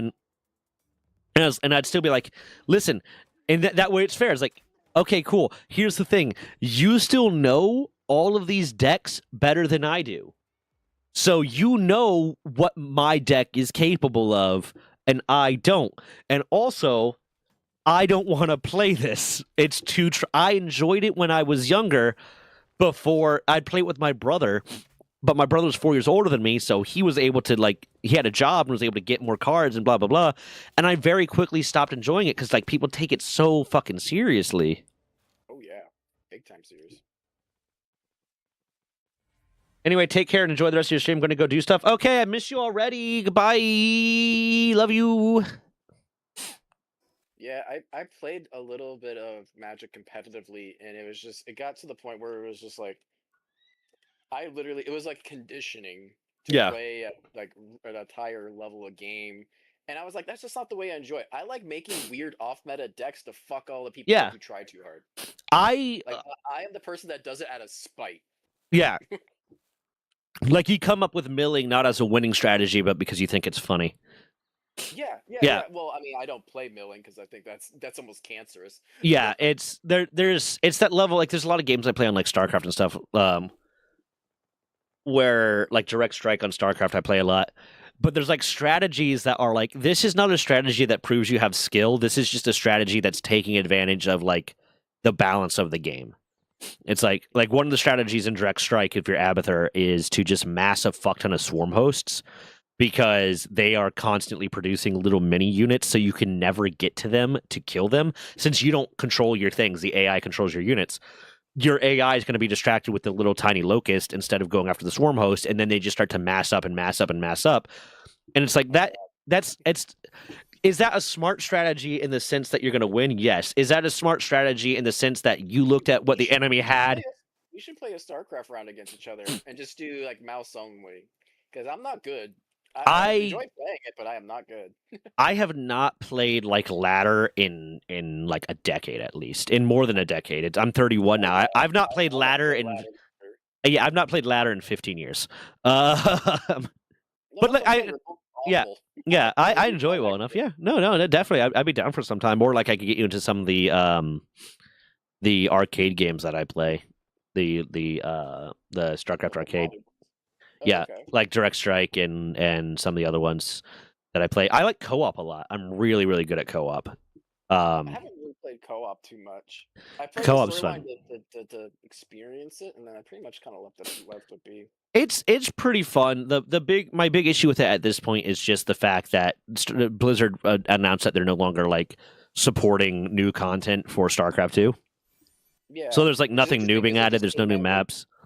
Yeah, but it's interesting that they've actually come out with some community-driven maps, and they just had a patch. Yeah. Well, they have the campaign co-op now, but that was a community mod. That was something that someone in the community made, was the campaign co-op, which is really fun because you're playing the campaign co-op. And it adds this unique dynamic to it. But yeah, like they're not making new maps for co-op and stuff, and now it's got to a point like my favorite commander is Zeratul. Yeah. And I can beat most maps except for the ones that have like hard times into them, like hard, like it's gonna take this long. Like Temple of the Past takes an amount of time every time because it's just survive until you win, or survive until this time limit. But I can beat minor evacuation in 12 to 14 minutes with Zeratul. I have no idea if that's really good or not.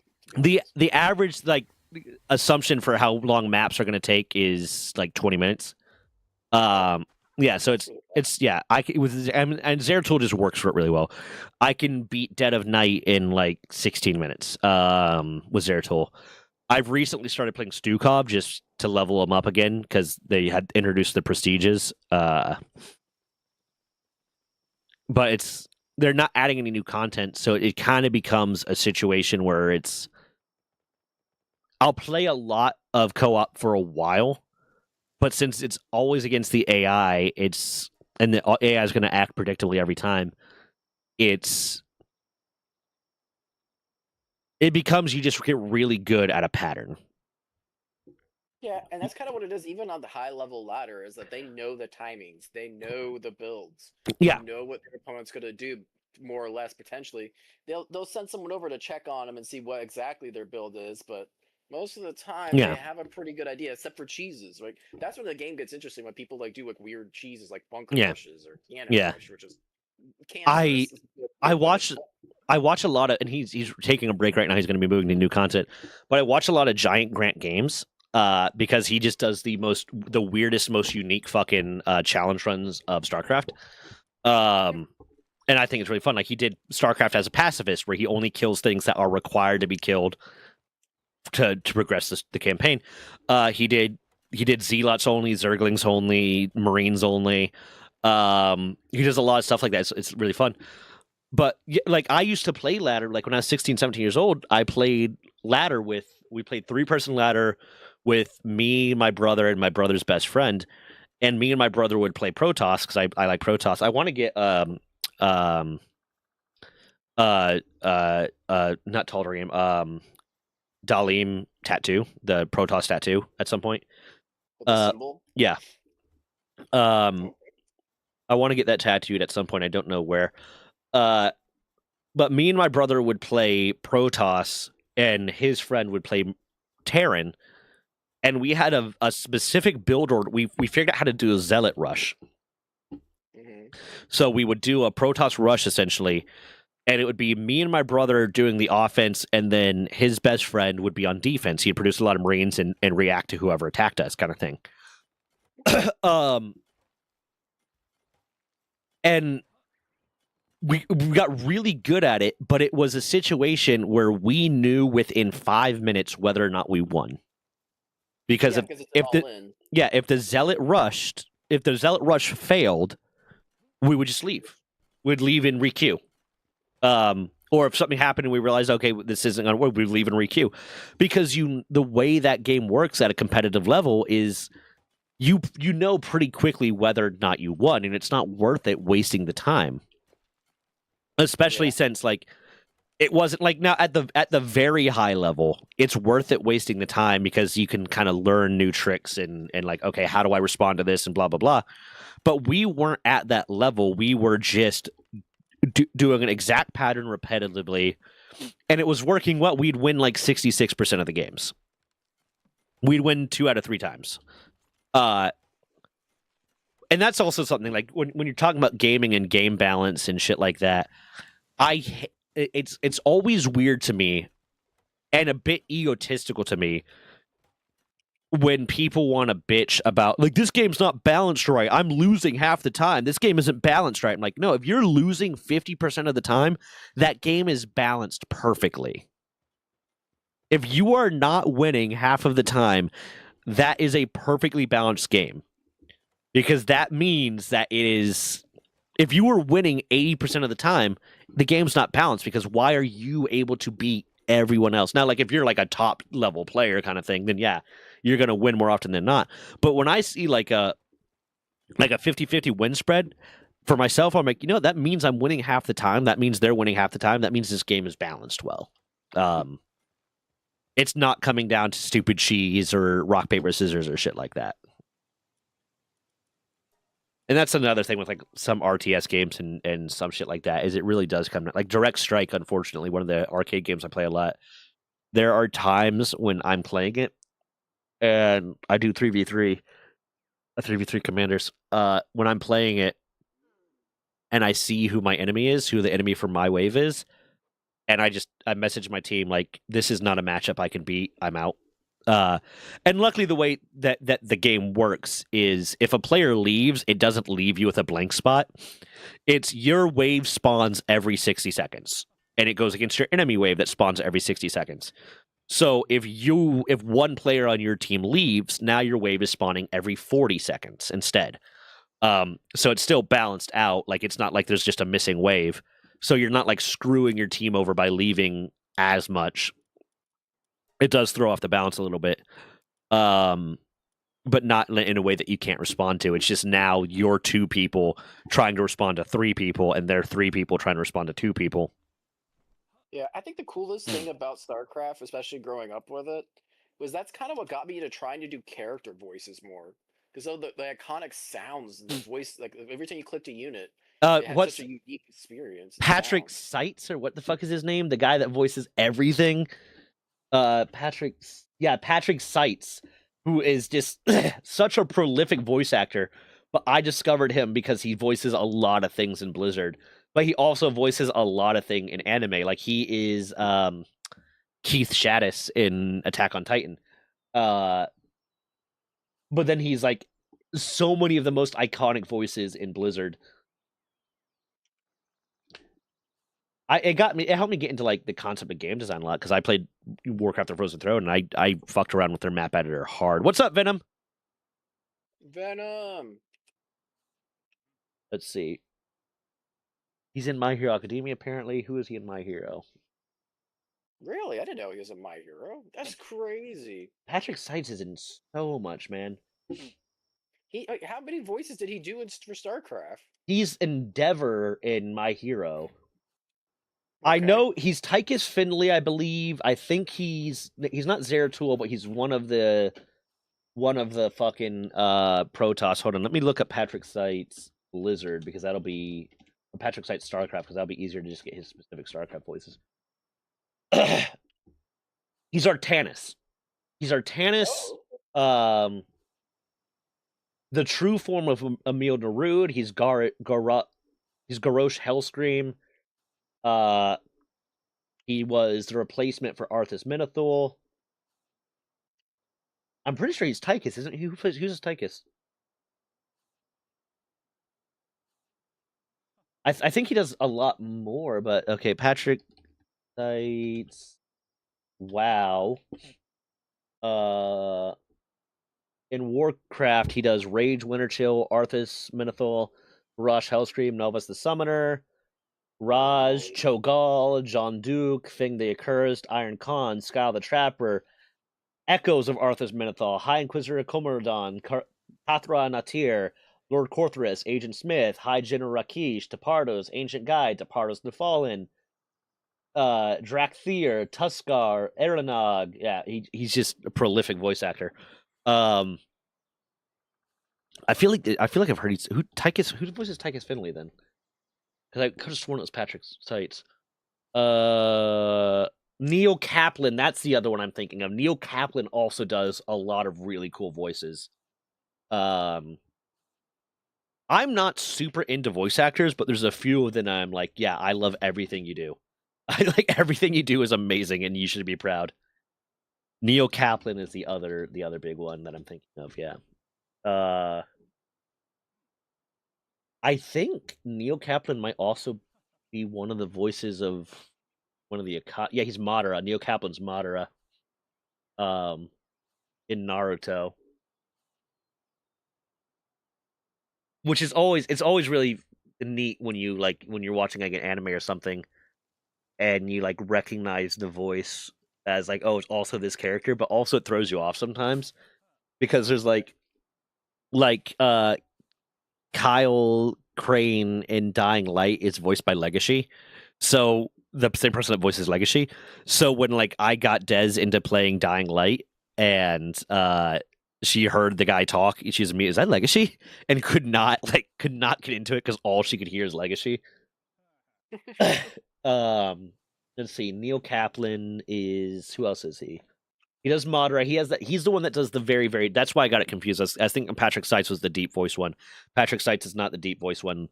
Or he does do deep voices, but not the same. Like Neil Kaplan does the Madara Uchiha. Like I can't fucking do it, but like he does that one. Who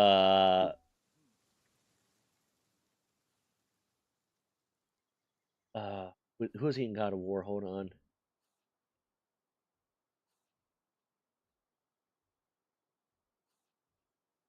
Oh, he was just random soldiers in God of War. He was additional voices in Diablo 3, Madara, and that.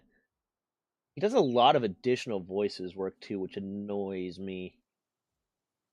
I don't want to hear about the additional voices. I want to hear the named ones.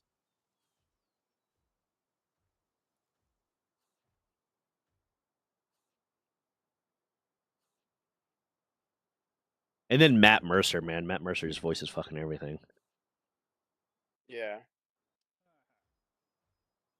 That's how like a lot of voice actors apparently got into D&D got into voice acting was through D&D. Like you hear a lot of them say, "Yeah, I just played D&D."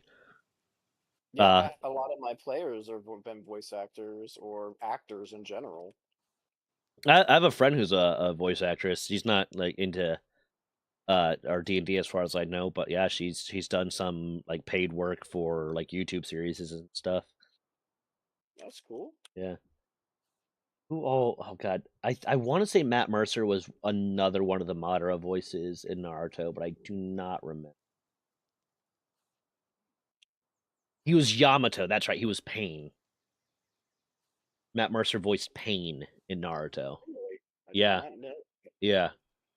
There's a recording of him, or a video of him recording the "You all know pain" thing, and it's like I love watching the voice actors, and I recognize that part of it is because you have to do certain facial expressions when you're doing certain voices. That's just kind of Yeah. that's just going to happen. It's very hard to get your tongue in the right position and your vocal cords in the right position, blah blah blah, without doing these faces. But I feel like part of it is just them fucking really getting into character. So I really like watching like voice actors record lines or like very intense moments, and it's just some dude in a sound booth that looks nothing like the character getting like really fucking hype. Yeah, I had players where their sound booth was their closet because it dampened sound so well. That's what during COVID, like I watched a lot of like I was really into like Lower Decks. I was really into the Paramount series Lower Decks that was Star Trek Lower Decks. Um uh um and like when COVID hit, a lot of these voice actors had to like they stopped going into the studios. And I think that's great that that happened. Not it's not great that COVID happened, but I think it's kind of great that Sure. that I think one of the good things that came out of it was the work from home mentality. But now like also like a lot of this work, like this voice acting work, now they don't have to drive into studios and blah blah blah. I think there's definitely an advantage to them driving into studios and playing off of each other kind of thing. You know. Yeah, you build up that energy and also the connections, I guess, for work. Yeah, and like I you can almost tell sometimes when voice actors were in the studio together recording a series of lines where their characters are interacting because the chemistry there is just better. And I think it gives a major advantage to it when it's like, okay, cool. They're in there together and now they can play off of each other and like, you know what, I'm gonna instead of just responding to the other person's lines or just being given a script and trying to figure out like, okay, what's going on here, it's like we're gonna change it a little bit, like right here. I like it a lot. But yeah, no, I watched a lot of stuff like the Lower Decks stuff that they would do. They would record like podcast episodes with what's his nuts. What's his nuts? Oh god, the comedian that does all the like he did the Talking Dead. Um, no, he didn't do the talk, did he? Will Wheaton. Will Wheaton. No, I'm Someone who doesn't care too much about voice actors sure know a lot about them. well, I mean the ones I do know, I know. I got you a lock picking tool, by the way. Nice. I think I have one. I don't know what tier it is.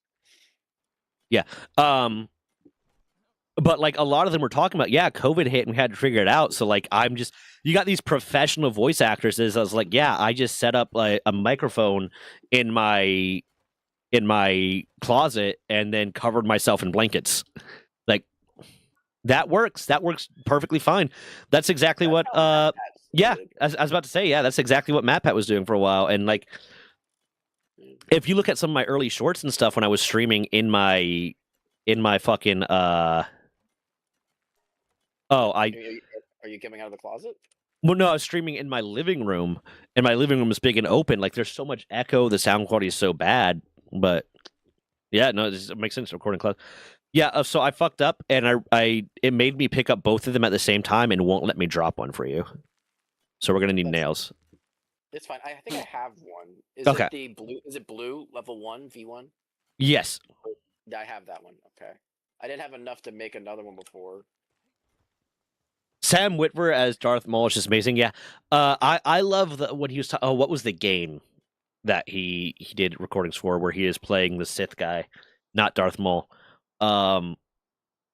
But he was talking about, yeah, I went into the recording booth and they had me like doing this whole scene and putting my lightsaber together and like they wanted me to be. Or he went in for the audition. It's like they want to be like meditating and very calmly, like putting this lightsaber together. And I was like, no, he wouldn't do that. He's Sith. He was trained by the Sith. He doesn't understand meditation and calmness. He'd be really trying to like angrily force the lightsaber together and force the force to work to his will, kind of thing. It's just like, yeah, Star Killer.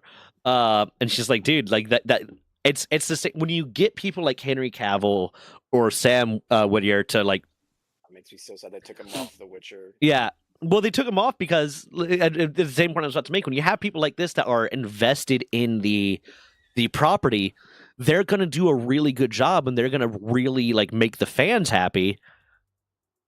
And it's wild that like someone would be like, oh, you didn't want to do this because it's not what the character would do. Well, fuck you. Like, no, man, there's no way you come out of this, you producer, come out of this looking good. I understand there's like a level, yeah. There's a level as a director or producer where you have to be like, okay, I get it, but this is the route that we're taking with this, and you work for me. But there's also a level where it's like, if this actor is going to refuse a massive amount of money because you are dishonoring the property that they are representing, then maybe you should take them up on the fact that that the fans are going to fucking hate you.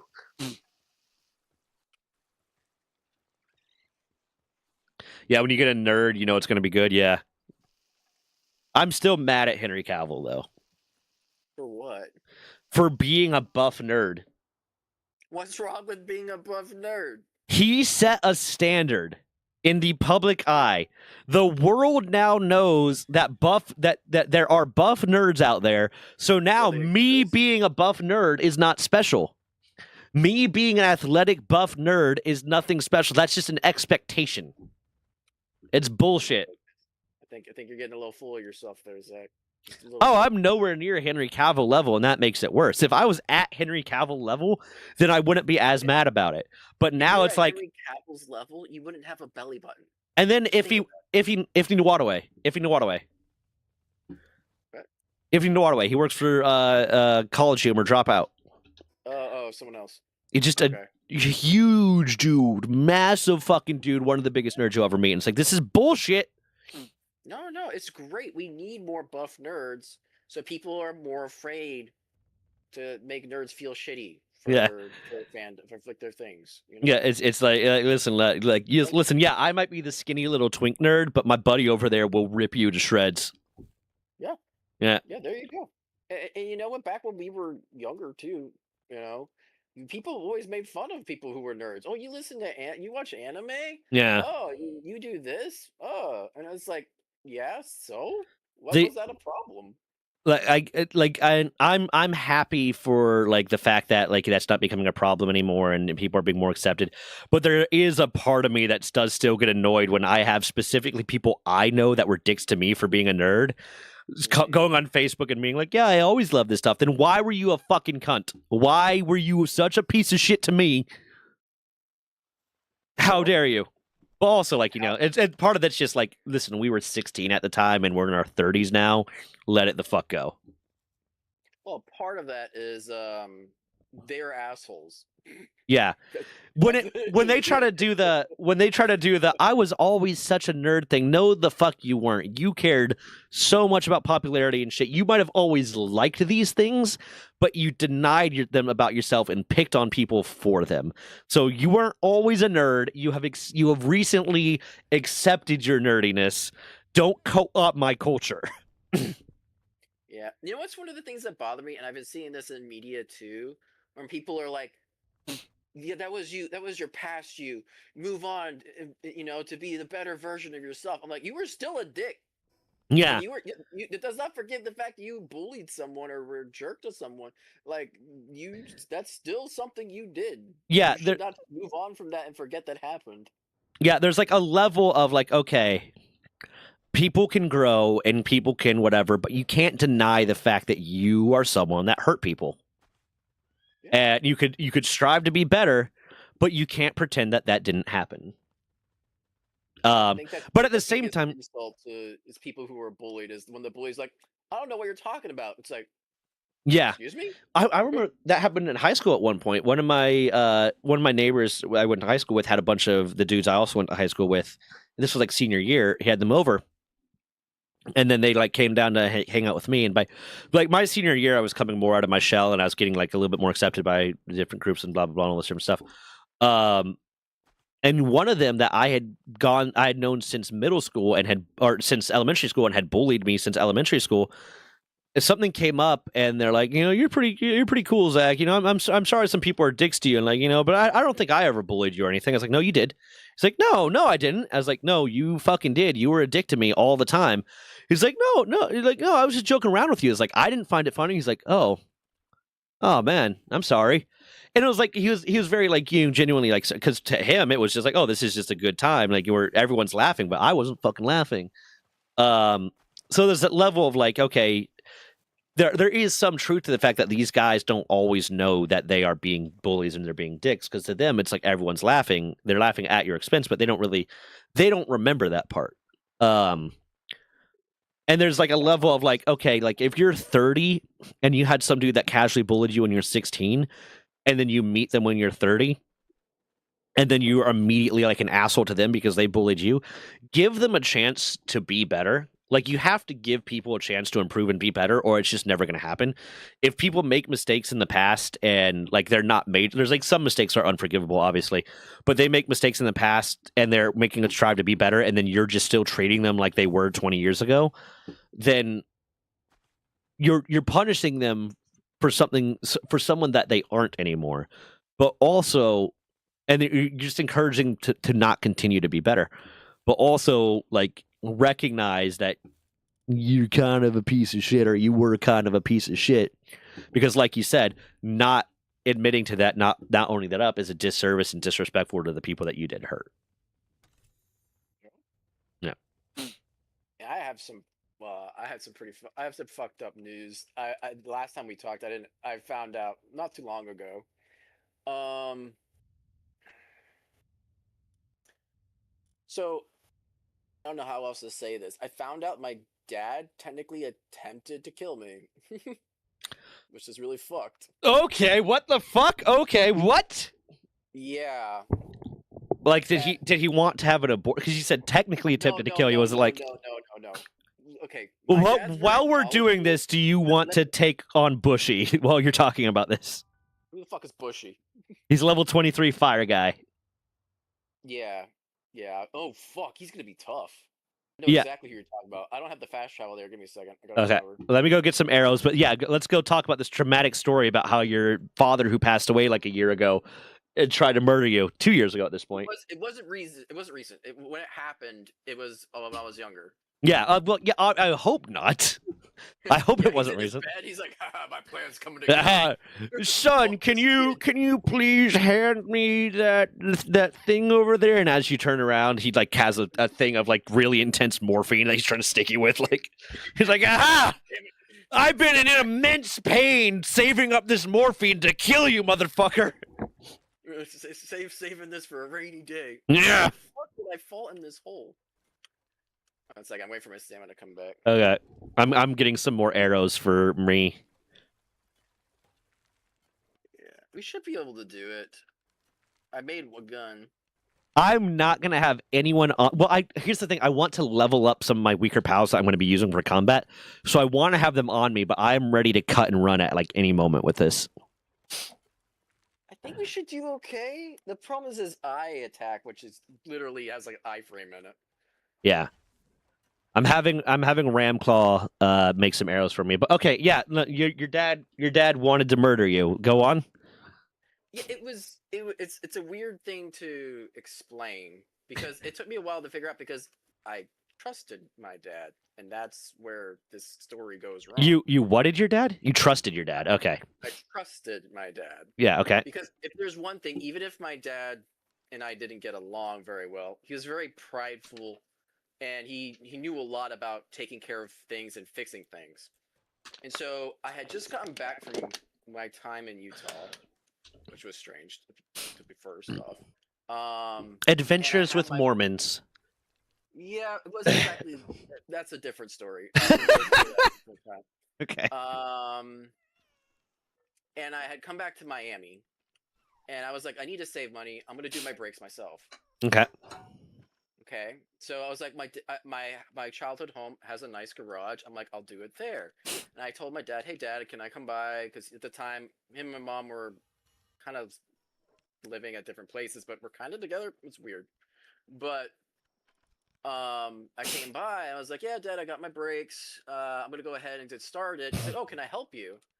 I was like, "Yeah, that's fine. Yeah, I'd be really happy." I was like, "Oh my god, my dad's gonna help me. Yeah. That's nice. He's knowledgeable. He knows about cars. He knows about all this stuff."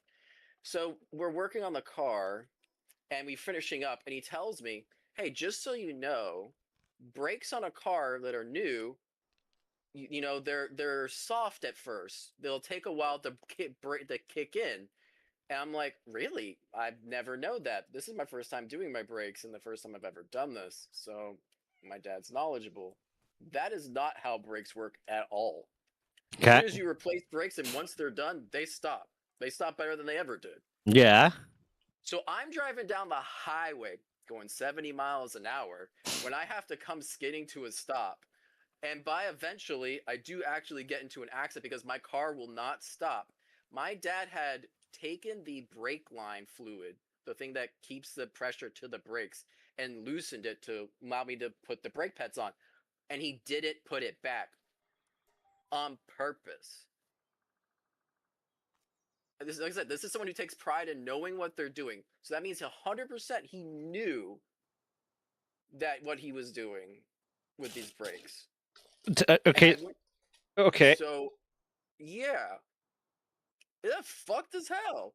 Did I was like, "Mom, I don't know how to tell you this, but this is what I've discovered because I done my brakes now afterwards myself, and I know for a fact when I've done it, when I've had other shops done it, they stop on a dime when they're brand new. There is no reason for them to not stop." is there a reason he wanted you dead? I think he just hated my guts, man. I used to talk back. I was a smart ass kid, but that's nothing required to Yeah, get me like out of a picture. Like, holy fuck. yeah, I mean every teenager at some point is a smart ass kid. Like that's just It's not a phase, but yeah. yeah, that's just wild to hear. When you first started like talking, I was like, oh yeah, the brakes are bad. I was like, okay, maybe he's just not as smart as he thought he was. But then you're like, no, yeah. Yeah, No, he did he built have insurance out on you? I don't no freaking clue, and now it's too late for me to probably ever know. You But like I have to remember find his driving around and manifesto. being like, "Man, my brakes are still skinny," and that would take me like a good, like I would plan my brakes because I would be like 2, 3 car lengths back to make sure I stopped going like average speed, like 35, like in like a residential area, because my brakes would skid because the pressure of the brake fluid wasn't compressing the Yeah, brakes down yeah. because he had loosened it and never tightened it back up and never told me. He just told me, "Oh, expect it to be loose." I'm like, "Really? Wow, that's news to me. Are you sure?" He's like, "Yeah." I was like, "Okay." So like, was your relationship with your dad really bad?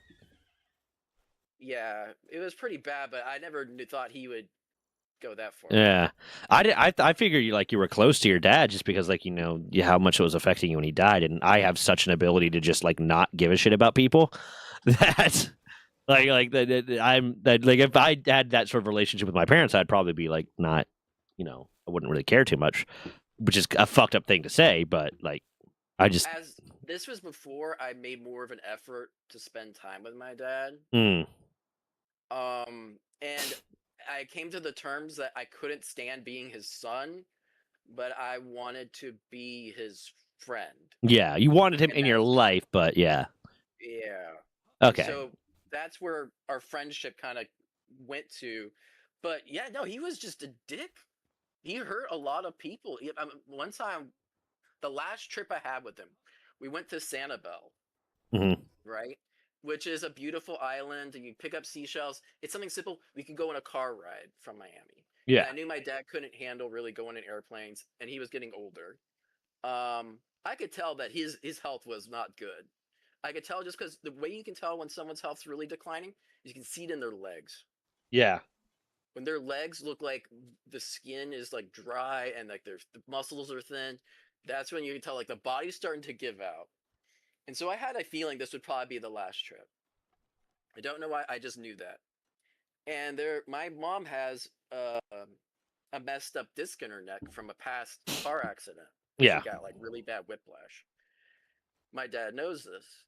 Um, And so he's like, "Oh, let me drive." And he starts driving in Sanibel so jerky that it's causing her physical pain. And I'm Mm. like, what the hell's wrong with you? Let me drive." Yeah. Like he's going And out of his way to. going out of his way to drive like that way to hurt her. Mm. When we get out of the car, she looks like she saw a ghost. Like all the color in her face is gone. I thought something else was going on. I'm like, "Mom, are you okay? Did something happen?" And she's not even barely responding to me. I'm like, "What the happened?" And then it dawned on me. He's driving like this because it hurts her and her neck physically. I'm like, Mm. "What the hell is wrong with this guy? We just wanted to go on a nice trip. Yeah. Why could we not go on a nice trip?" I was like, "Holy shit." It makes you really wonder, like, why they feel the need to do this. Like, is it intentional, or like, are they intentionally trying to ruin their relationship with people, or are they just like a miserable person that gets joy out of seeing other people suffer because they're unhappy? I wish I had an answer for you because the only thing I've seen that properly defines my dad's terrible personality is what's called the dark triad. Yeah, dark triad narcissist. Yeah, so he's narcissistic. He doesn't think anything he does is wrong. Yep. He'll never accept accountability, and he'll never change or do anything to change that. And so yeah, if you're anyone who's listening, if you're not familiar with the dark triad, it's not good. It's a terrible personality trait that some Yeah. unfortunate shitty people have. Yeah, there's oh god, there's a YouTuber that does like a lot of like she's a therapist, she does a lot of breakdowns of like cartoon characters, and they're like analyzes them like as a therapist. Hold on, let me check something. Did something just happen? I just went over to YouTube to try to figure out what her name is, and I just saw something talk about Power World. But like did something new just happen? Because it's a new video by Bellular. Oh, hold on. Wait. I'm bold some nope, okay. It's the same shit. There's just a lot of new content coming out about the stuff that happened like a week ago. So like every time I see like oh there's a new Game Informer, IGN, or whatever article about Power World Nintendo, and it's just it's saying the same thing again. Okay. Mold some cutters to fight back against future lawsuit. Yeah, no, this is just okay. It's nothing new. I'm just surprised that it took Bellular so soon to get to it. Well, it's time. Hold on.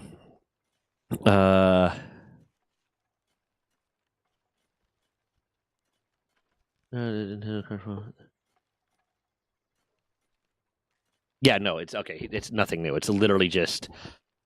It just took him forever to get. Dow. I think it's Deborah Dow.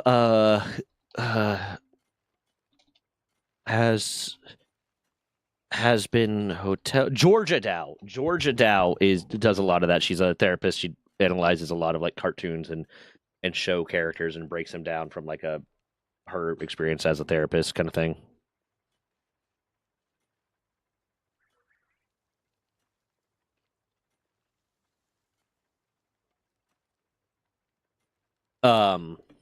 But yeah, she recently did a video going over dark triad narcissists. Is what I was getting at. Yeah. That's the closest thing I could say that probably describes that type of psychotic behavior. Yeah. That's the thing. The problem with people like that is there's nothing you can do to make them a better person or to convince them that they're wrong, because they will never. Growth requires admitting that you are wrong and that you need to change, and they will never admit that they are wrong. Yeah. Yeah. Oh, I'm sorry you had to grow up with that, man. Oh, it was awful, but yeah, that's another story. But yeah, I came to terms with that not too long ago. And I was just really, it kind of validated all the terrible things I went through in a sense, because part of me is like, it's your dad. You want good things. You want to think good things. Yeah. And part of me is like, I don't think that's possible. And, Yeah. Yeah, it's really sad that unfortunately, that'll be his legacy to me. Part of his most of his legacy was the fact that he was just he was a terrible person. Yeah, it's And I come from like I guess a place of privilege with it, where at the very least my parents were good and loving parents. They made their mistakes and there's stuff that I wish that they didn't do because it instilled like certain complexes in me and stuff like that. But they were ultimately good people. So like I'm saying this from a place of privilege, but there is a level of like you don't owe anyone forgiveness, you don't owe anyone understanding just because they're family, just because of this or that. And just because like, oh well, the reason they were like this was because their childhood was so bad or something like that. It doesn't matter.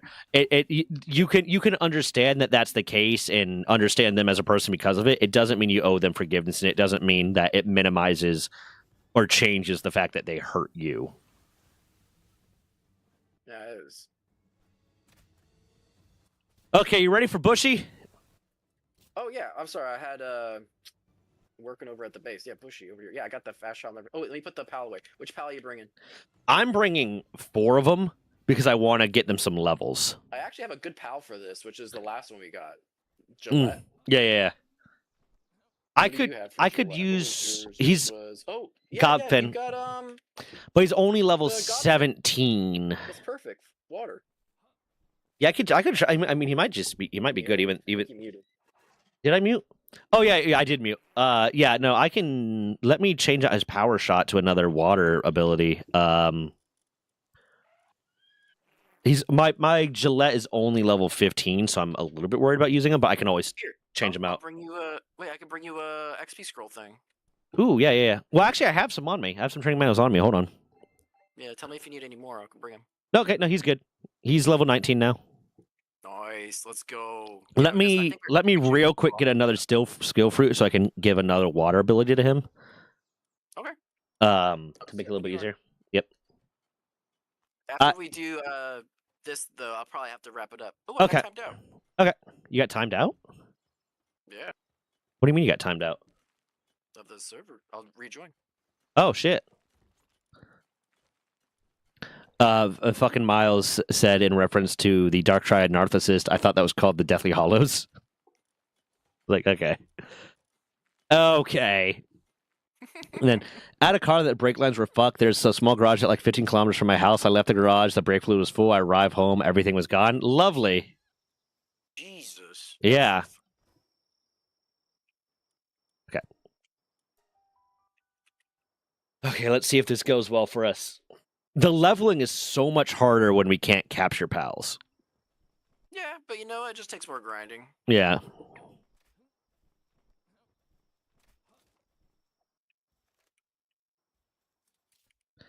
There's a dead cow. Yeah, I'm killing everything on the way over. I got a musket, but we only got 21 shots with it. Yeah. Oh my god, you have 2 Vanworms on your ass. God fucking damn it. Here, kill him. Kill him. Kill him, Godfin. Yeah, Bushy has a pretty decent capacity to fuck us up, so it might be a we need a bounce quick situation. But I think with us both and having pals out, I think we should do okay. Yeah, and I have 4 pals with me, so I'll be able to like tune them out real quick. Yeah, let's see here. I'm gonna take. I have some health potions. You want some? Sure. I preemptively took one, so I already have health regen going, even if I take hit. Okay.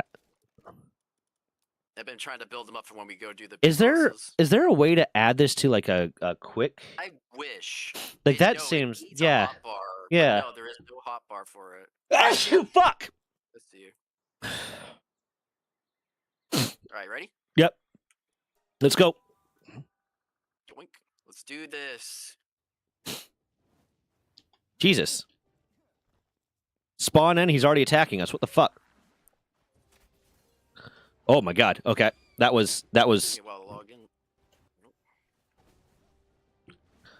He took up my fucking shield immediately. Oh, we're fucking him up. We're fucking him up easy.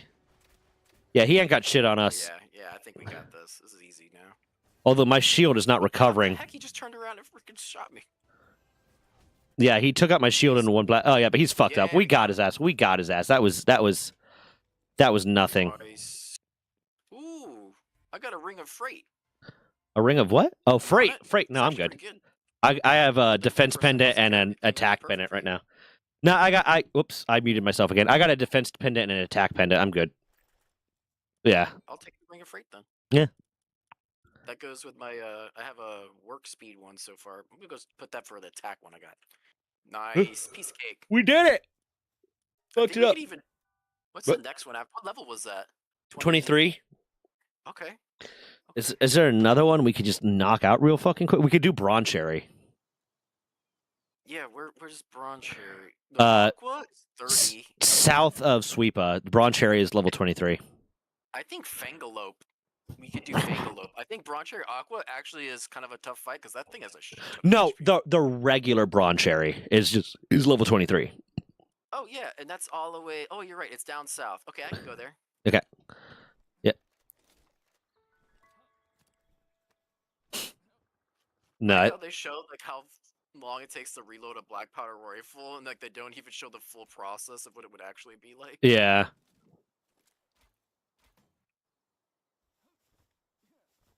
Okay, let's go. Let's go. Oh, I have Gillette on me. Did you? Be able to do it? What do you think? Change pals? I think Bronze Cherry will be easy enough. I mean, I could grab Incineram since it's a fire type. Yeah, I think I might do that so I can put Gillette back and not risk. Yeah, I'll put like I don't think we need the extra pals for this. I thought we might because we might need more switching out, but it was easy peasy lemon squeezy. I already have my Incineram. He was in my thing. Okay, I'm putting Gillette back. I'm grabbing my Ram Claw, leveling up Incineram. Bam. What attacks do you got, Incineram? Oh, you're all fire. Okay, yeah, you'll fuck Bronze Cherry up. Yeah, Bronze Cherry is gonna be messed up. I remember playing this game the first time and seeing Mammorest and being like, oh yeah, that's like in game. And it's like, no, it's just kind of mid. Oh yeah, thinking it's end game at the beginning. Yeah. Because like, oh, it's People here. were like so shocked when they would randomly catch one, like, oh my god, I caught They him. call it Mammorest. It's like it's kind of nothing, bro. It's like it's not that great. Like, oh, it has the ability that it makes it harvesting stuff a little bit better. It's like that's not like by the time you get it, you already have the nodes in your base. Yeah, especially because it's trees and Yeah. Mining like level. Actually, to be honest, it would be pretty helpful with our mining operations. We have nothing TO2. Yeah. No, with us, yes, but we need to kill these T-fins. Yeah. Little elephant bitches. Ah, fuck! I whoops. I just saw you grapple off. Yep, I was using the wrong gun. Runga? Is it you say Runga? The Runga. I was using the Runga.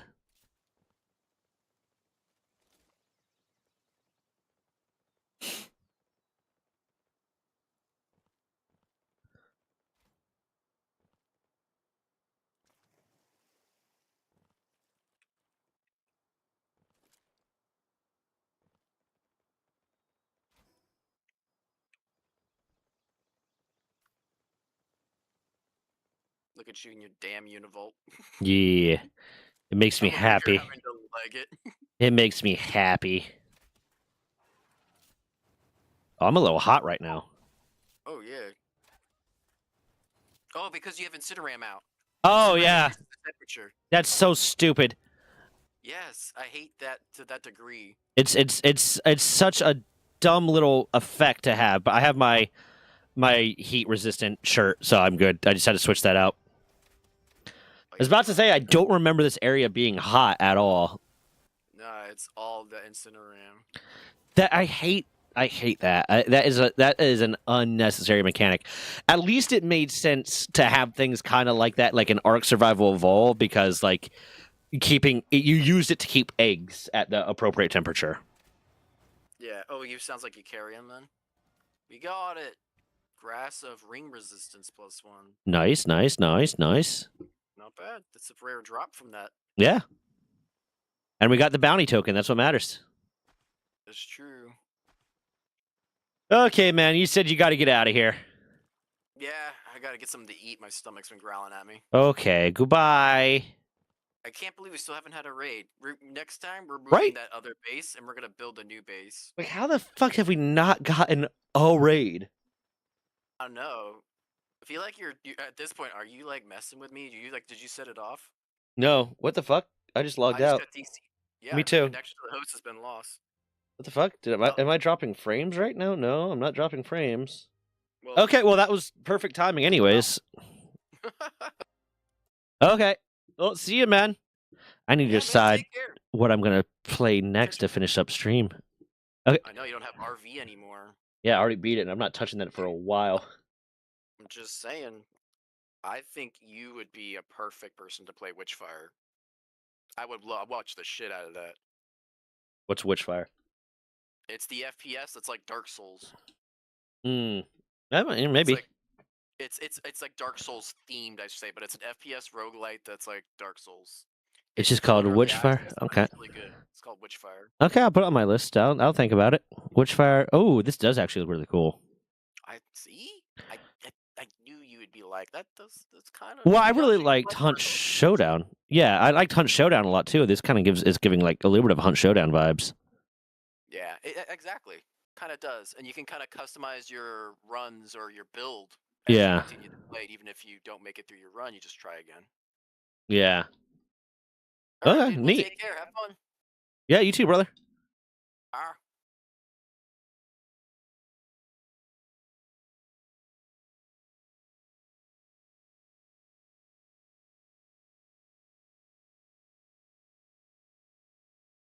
Hold on. I gotta go take a piss real quick.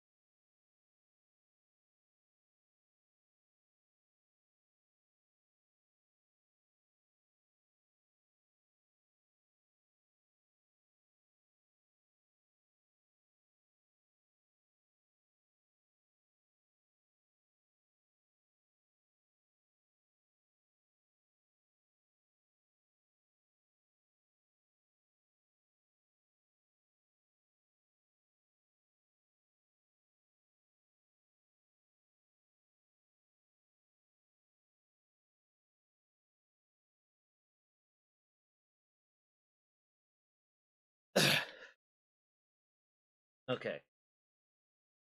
What do I want to do right now?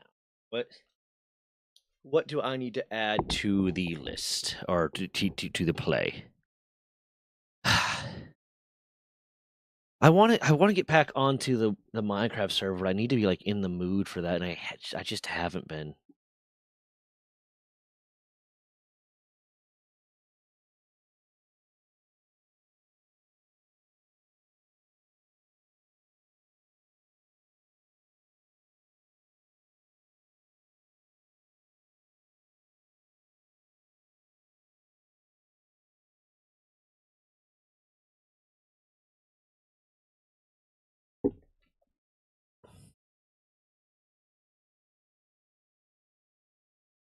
I also kind of really need to take a shit, so I might just call it here.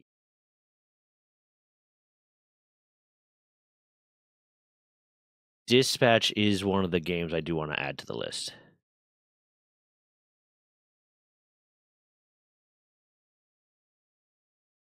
If that's the one I'm thinking of.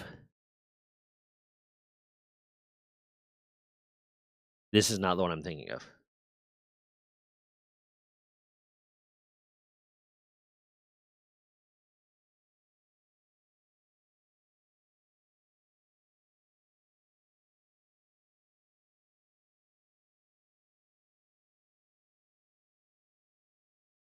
Raid, it's just Mars. Okay. Bye, everybody. I love you.